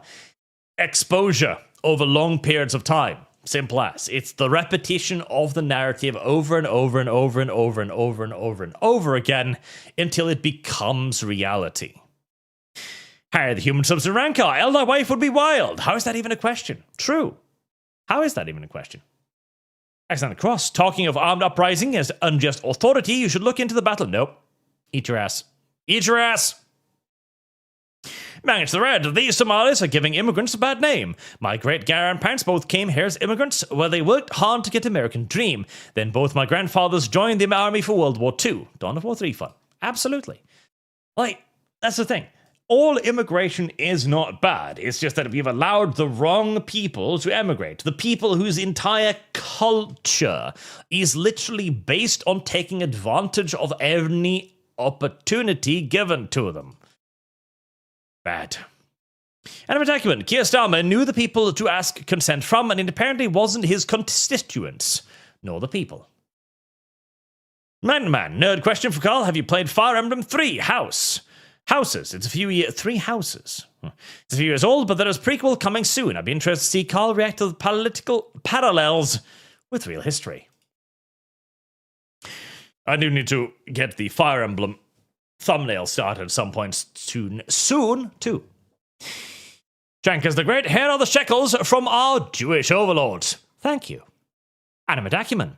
My heart's fire for Kaiserate experience. Be Papal State. Italy unites and threatens you to join them. Ottomans come to the aid of the Catholics. That is rare. Papal then demands Libya from them. Control all of Italy and Jerusalem. Boog. Venezuela did get troops in the US. It's MS-13. I mean, true. Trick or treat. Can I smell your feet? Boog. Venezuela. Nick Rutland. Oh, don't scroll. Don't scroll, YouTube. You piece of fucking shit. Menefrego Arch. That is simply how I feel now. I understand. I'm getting there myself. Harry the Human Substance Rancor. The EU looked at the US not talking the talk as to mean they couldn't walk the walk. They tried to bully, and here we are. If you can walk the walk, YouTube, stop being weird. If you can walk the walk, why would you ever feel the need to scream and cry and talk to convince yourself if you just know? Gurn Raptor, Pax Americana, forever. Greenland shall be ours. Utrikador, I must have gotten the Danes mixed up with the Swedes. Apologies. Mr. Frenzy Arch, you were seriously telling me the Germans pulled the orcs, I'm a tank strategy and it worked? Yes. Yes, they did. I mean, they invaded France with Panzer 1s and 2s, tanks only ever intended for training, so yes. Rage of the Mohawk. With the failures and outright hatred that GW and Trench Crusade has shown their community, I am looking to create my own tabletop wargame. Can I send you guys some of the lore blurbs materials to get your opinions and advice? You can try. I don't promise that I'll have the opportunity to read them, as I have plenty of other stuff to go through and read as well. But yeah, you can send it, and if I find the time and I remember, then sure. Sandum, give $100 chatter a rat break as an apology. I should. Alexander Cross, all super chats to God of War 3. Summarize. Or else. Right. There we go. And now Arch is hungry. Arch is very hungry. Arch is genuinely actually kind of hungry now. Arch had to wake up early and go do errands in real life. Arch had to go outside in -20. I felt my beard freeze, okay? When you get those little ice particles in your beard, it actually feels really nice. And I was actually really enjoying it. I was walking around with my jacket open, nothing but a t-shirt underneath going, I like the cold weather. Fire is the answer. It's been too long since I've been outside in the cold. It made me feel bad for a little bit. And also reminded me, like, oh yeah, I was born for these temperatures. Mercenaries anyone, I just heard from an Albertian grocery worker that a family members in Minnesota says the National Guard is going to try and arrest ICE agents. I mean, that would be funny. And it would lead to some interesting escalations, which would give me something to talk about tomorrow and forever.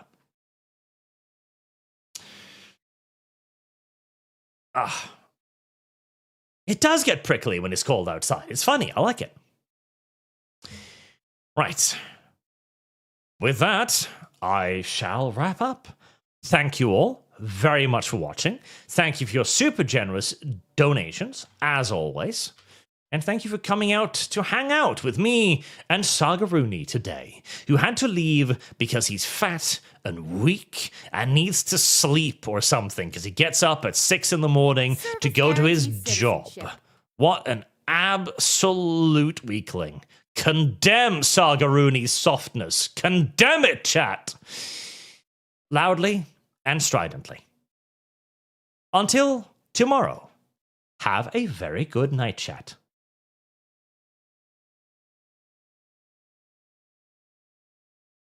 Oh.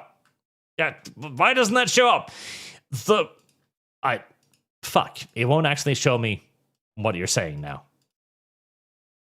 My thing... Talak, sorry to do this to you, Arch, but since this was my first full stream from you all, must suffer not just Lum Lum and Mal, this is for Dawn of War 3. Right, I'll add it to Milking Farm. Just out of spite. Good night, chat.